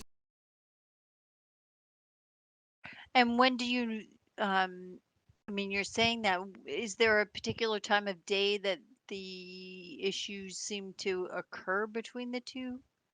Like With with the the stalls? stalls? No, they seem pretty random. Pretty random.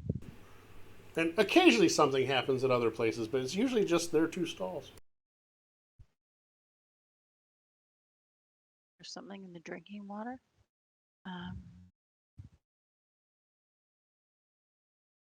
Aaron, have anything he can think of asking?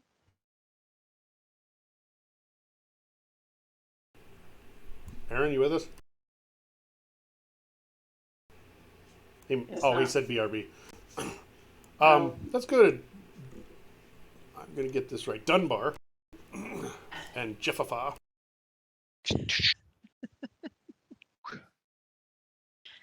Vada, since you deal with otherworldly goods, we've heard Pastries. rumors of ghosts in the marketplace. What do you know? Don't. I don't believe in ghosts. But I have seen a weird blue monkey looking thing near the the Zungun tent. And Sally, my friend who sells seashells, obviously, she saw something similar over by the Tianmo tent. Weird Interesting. blue What? Looks Monkey like a thing. monkey thing. We did get a good look at it because as soon as we looked over at it, we couldn't see it anymore. I don't know if it disappeared or dodged around the corner or what, but it was like just a quick glance.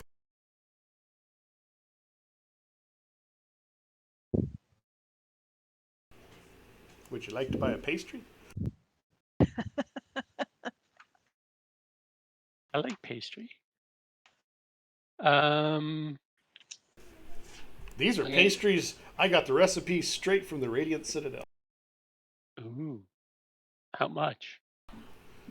2 gold pieces, Yeah. or 1 silver piece for a little yes, bear claw. For a bite. A bear claw. I can afford a bear claw. Bear claws are local. The 2 gold is for the secret family recipe that we brought from the Radiant Citadel. So I will purchase a bear claw and devour it.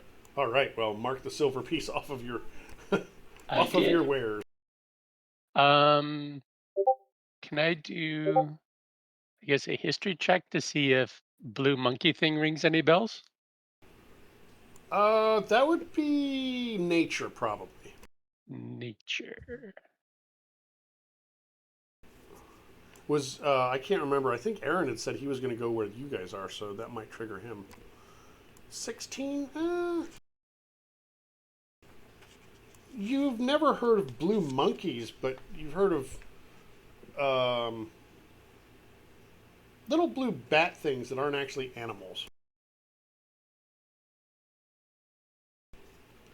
you can't quite remember what they were called, but they did like persimmon and other fruit. We're onto something. Interesting. Vada, is there some place in the market where I can acquire some persimmons?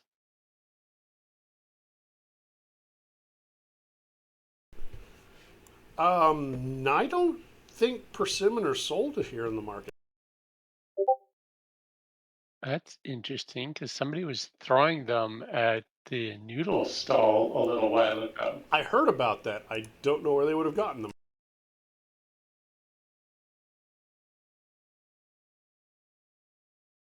I cast Find Persimmons. That would be locate object. A very specific spell. There. You gotta be a second. You gotta be a second level caster, which I don't think you are yet, because it requires you to be level 3 caster. I don't even have it, and I want it. I want to find persimmon. Detect persimmon? It would be a locate object. Persimmons. Well, thank you for the bear claw and the information. I shall seek out blue monkey persimmon thieves.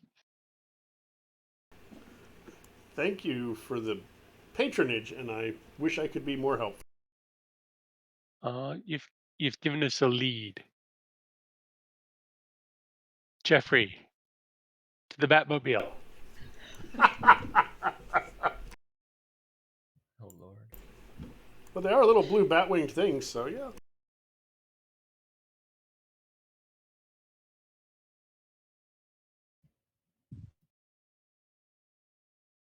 Now I really wish I had second level spells just to locate persimmon. I would love to see you cast that. I'm not level 3 yet. I'm pretty sure that kind of thing is why this is a level 1 challenge. Yeah. Yeah, I'm going to find the persimmons. Where are they? Are we having a meetup here? Yes. Are you going to share your information? Yes. See Are if you- they've heard are of you in- monkey, bat, blue, persimmon eating things. Are you inside the tent still? No. Sure. Make up my mind. Yes, so Madame Culp can overhear this. Well, when you mentioned flying blue monkey things, she thought she saw one of those somewhere around also, but her eyes aren't so good. Looked like it was eating oranges or something. Could they have There's an been awful lot of fruit. persimmons? I mean, are persimmons orange? Yes. That was her asking because she doesn't know what a persimmon is. So maybe? Maybe we should try the spicy place because they often use fruit and stuff. So give it a try. It's the one place we haven't gone. Well, hop in the Batmobile and we'll head over to the Spicy Brothers. All right. Meow. Are you doing like no? Jeffrey. What's up? Dunbar decided that you guys are traveling around in the Batmobile, and I was just wondering what that sounded like. Okay, so you are going to. What are you going to do at Spicy Brothers? See if they have any peppers that look like persimmons. No, but they have peppers that look like Perhaps. peppers. V is there. If you would like to speak to V. I would. And ask him about fruit loving, blue flying monkey bat things. I don't know anything about anything like that. Do I believe him? I don't know. Do you? Insight check. This will be bad. I've been gone until just a day or two ago. I was visiting my betrothed. Did you bring back a blue monkey flying thing? No. Or persimmons. Persimmons? No. I do like a good persimmon, though. You know where I can get some? No, we can ask you where we could get some. I'm not here. Is there an Amazon stall around? I have an amazing stall. I don't know why you would ask that.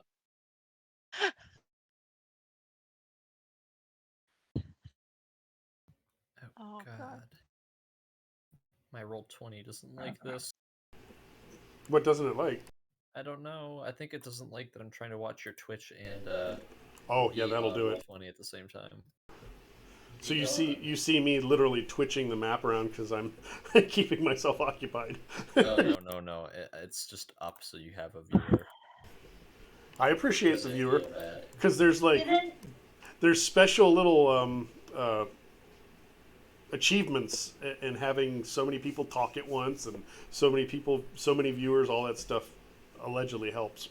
I don't care. I'm doing it to entertain us and anybody that chooses to watch. Is there a stall in the marketplace that deals in exotic animals or tomes of ancient lore? Exotic animals, no. This place is pretty remote. You could probably find a bookstore if you wanted to look.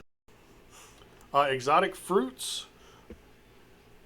yes, because they do get imports here, but you're welcome to check and see if there's any persimmon. Where would that be? Pick a spot.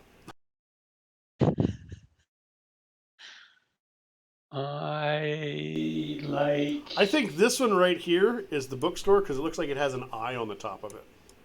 Okay. I'll buy that. I'm pretty sure it's supposed to be a chimney, but it looks like an eye to me.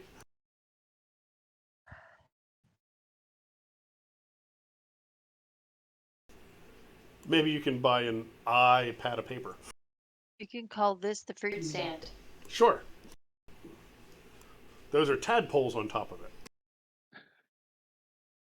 What does that got to do with fruit? Oh, they're fruit flies. That's what it is. Yeah, fruit flies. Okay. Speaking of that, I have a bunch of bananas hanging in the kitchen that are going to start attracting those things. We don't eat them.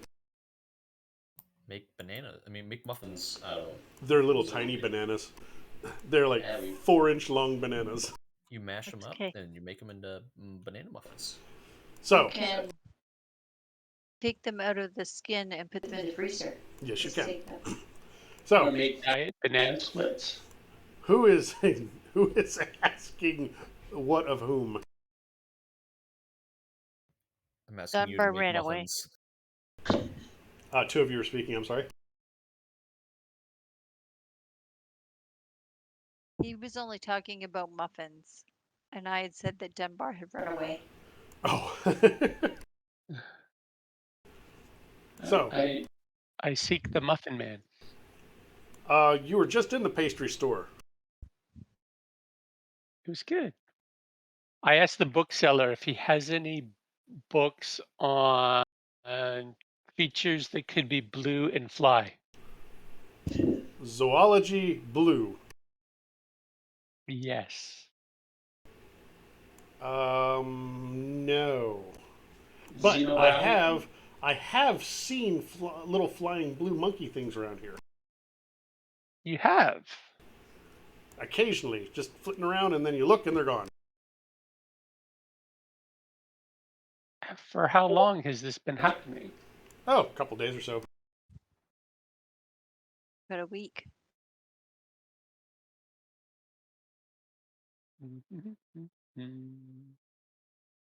So you've only caught a glimpse. Any particular time of day?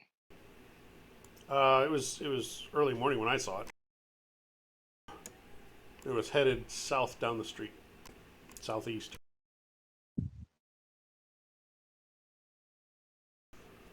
You're at the back door, by the way. That's the front door. So heading southeast.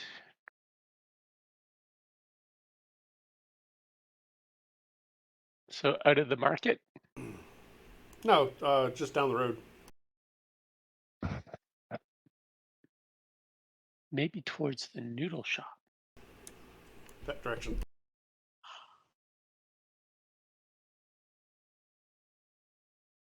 Do you know where we can find some persimmons?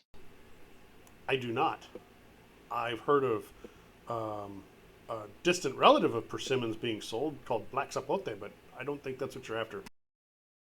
Hmm. Read about that in a fruit book once.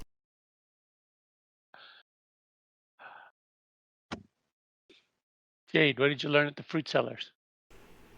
Yeah, what did we learn at the fruit sellers? I didn't learn anything of the fruit sellers. They You were just closed. Oh,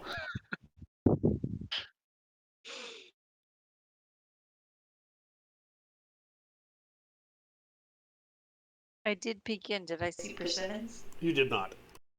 Damn. I'm going to make it clear there are no persimmons in town that you are aware of for sale. If only you had locate persimmons.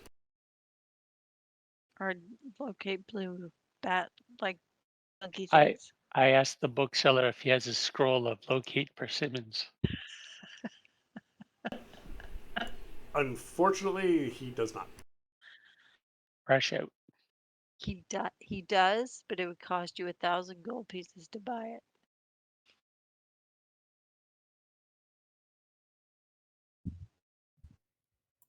Oh. Um. Curiosity sake, do the persimmons look kind of like the spell that I happen to have prepared?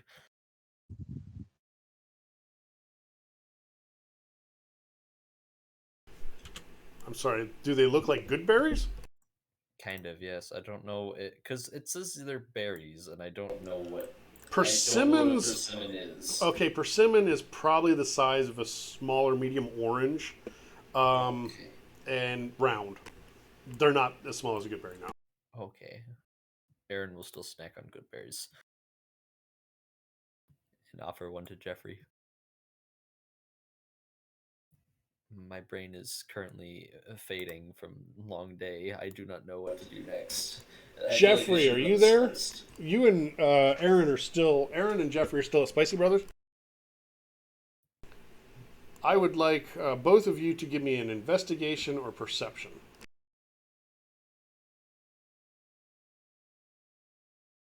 I still think it's got something to do with them.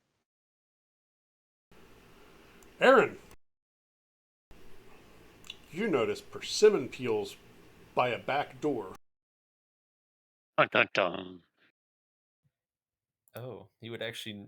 He, as Aaron, would know what persimmons are. Me, as dumb self, do not know what persimmons are. Well, you guys have seen the evidence of persimmon violence around town.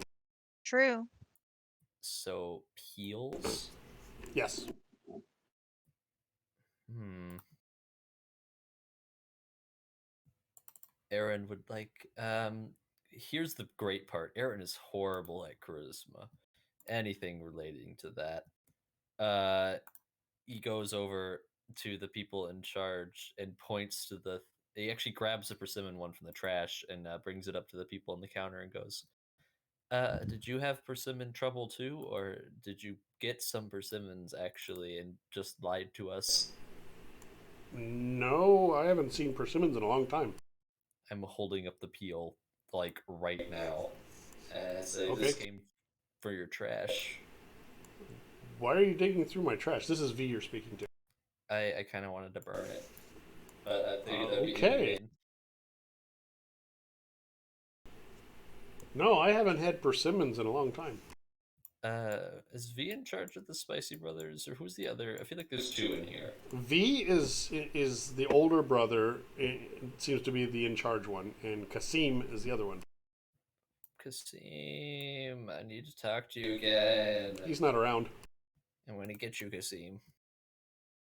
I bet I know where he is. I have a sneaking suspicion he is throwing persimmons at customers. Um, as Aaron just starts to walk towards the other place, the Noodles place, I get to use my wild shape today. Ha ha ha. I'm going to turn into a squirrel and start climbing the stalls looking to see for a person who is perhaps throwing persimmons at people. Okay. I don't So you're have a just taking flying to the speed. rooftops, basically? Yes, I don't have a flying speed, but squirrels have a climbing speed, which I believe you're allowed to do. You're not allowed to do swimming speed or flying speed. That is. I mean, you're a squirrel. I'm not going to worry too much about it. And squirrels can jump from roof to roof because they're tree rats. Squirrel. Okay, so you're patrolling as a squirrel for I an believe hour it's at least, right? squirrel. Anybody else? I believe it's Have you actually considered two talking hours. to Sid the Squid, maybe? Who's Sid the Squid? Is he the other spicy brother guy? No, he's the prawn event. He's in here. Yep. Oh. Okay, let's go talk to him. Well, I was going to actually snoop around behind this tent where the spicy thing happened. Okay. See if I can find anything. Give me a perception or investigation check. Up to you.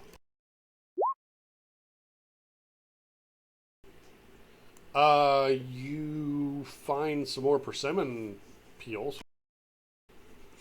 They're like with your astute eye, you notice a peel sticking out from under the edge of the tent.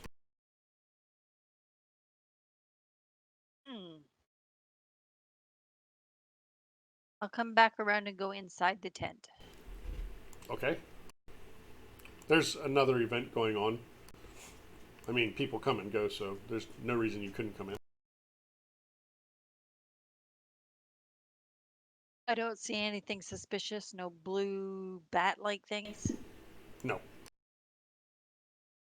Okay, I'll go over with Dunbar and help him. Were you going to go look where the persimmon was? Yeah. Oh, yeah, Well, okay. I thought I'd already done that outside. No, the persimmon was just a little piece sticking under the tent, so it was inside the tent, and just a piece had like gotten kicked out.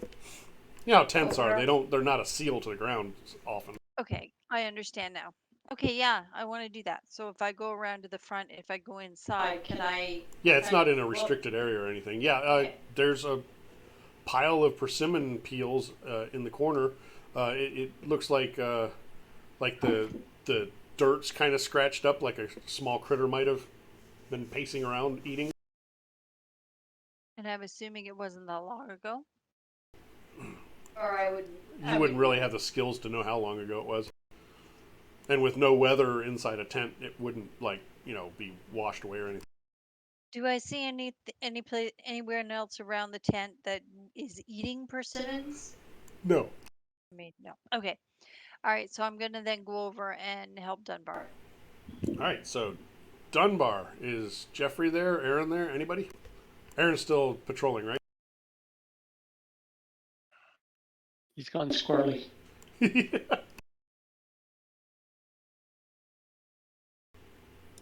Is there a stat block for squirrel? That is what I'm Probably. trying to look for. I would Okay, probably so- give it cat. There's one in the SRD. If there's a squirrel there, that's fine, but I looked up squirrel and got nothing. Okay, the prawny place. Yes, Sid the Squid. We ask him about persimmons and blue bat monkey creatures.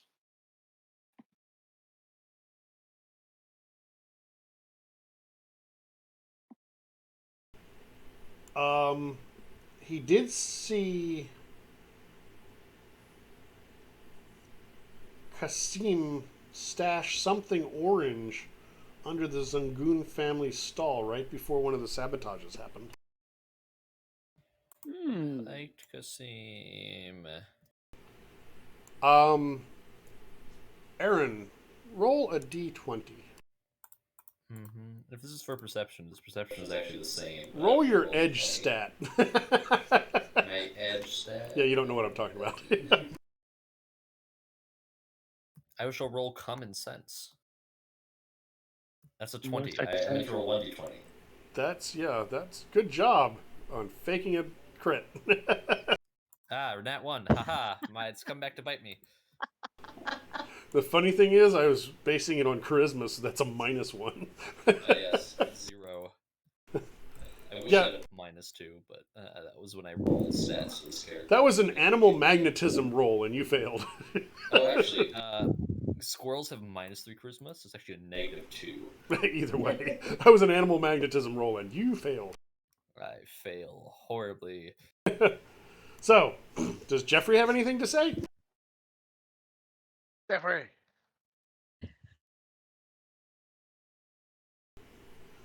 Sid also in your conversation mentions that he overheard Kasim talking about buying a family business to run, which is obviously against market tradition. Seems a troublemaker. And he also mentions that it's some of the people in the market think it's funny when Zungun and Tianmo fight. If they're getting along, it makes it harder for some of the other vendors to, get a better profit because, they're not distracted. But yeah, mostly it's just a bit of sadism. Conspiracy. So, does Sid know where Kasim likes to hang out when he's not working the tent? No, he doesn't tend to wander far from Spicy Brothers or the Spicy Brothers tent for the event. He tends to go back and forth between the two. I'm sure if you hang out long enough at one of those two locations, he'll show up.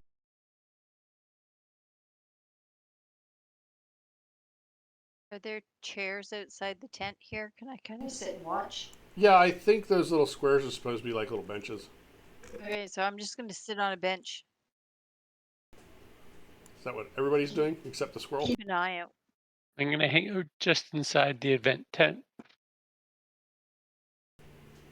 Okay, he comes walking by. Is there anything is he carrying persimmons? Not that you can see. Does he have a bag? I mean, he has kind of loose fitting clothing. That's kind of the style here. Is he going to the tent or going back to his Spicy Brothers? He's going into the big tent where Dunbar and Aaron are. I'm going to keep an eye and sit and watch. I'll let Dunbar keep an eye on him from inside. Okay, well, he just comes in and does various chores around the tent, clean up, getting ready for the next round, etc. Topping up off milk jugs.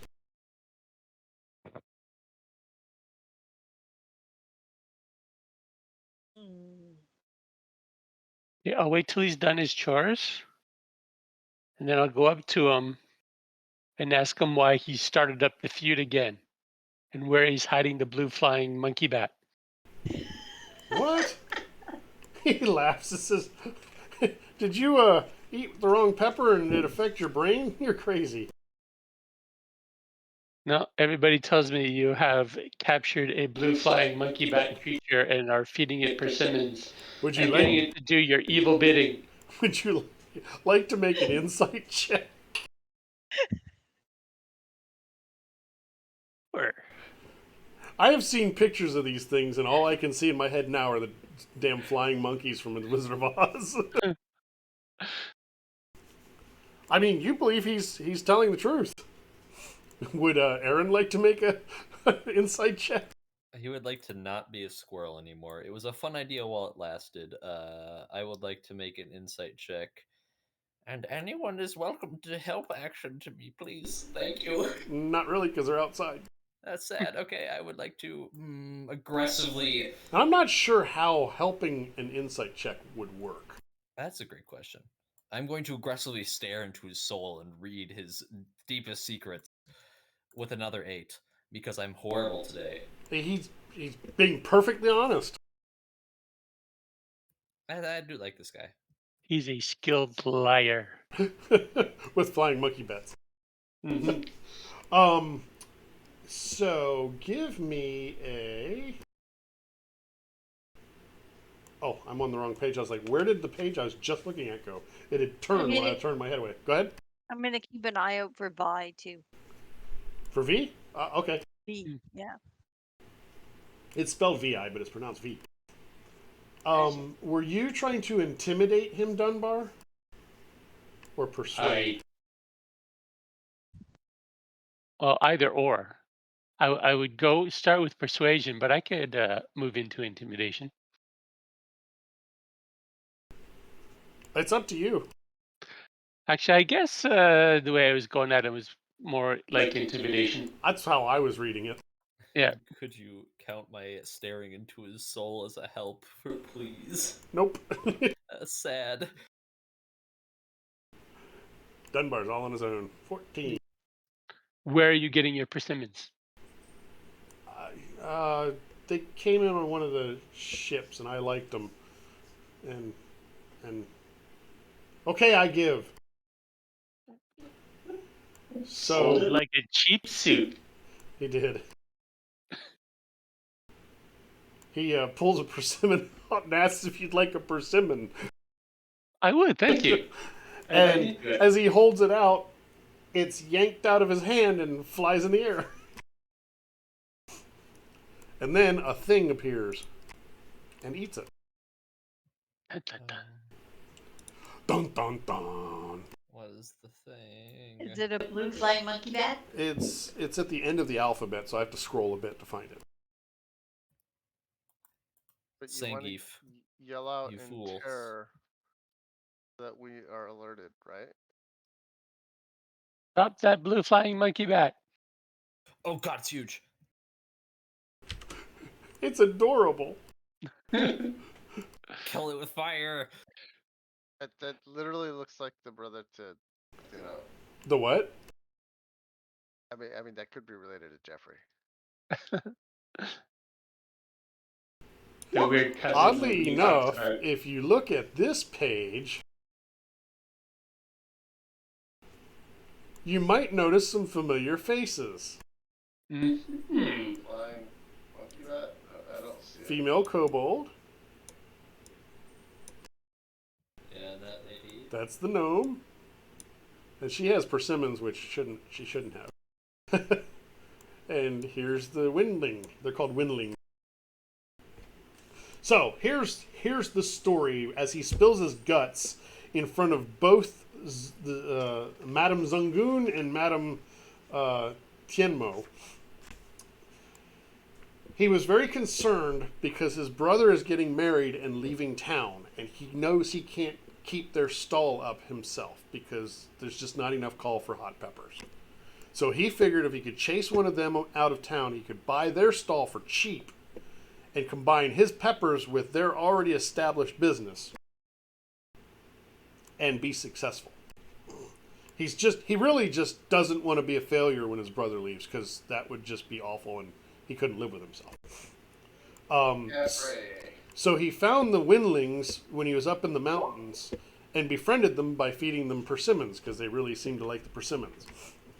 And he learned that he could get them to do things if he paid them with persimmons. They aren't particularly malicious. They're just what's the word? Mischievous. That's the word I was looking for. They're mischievous, yes. So they're not like, if somebody's not guiding their efforts, they might pull pranks here and there, or they'd probably wander off.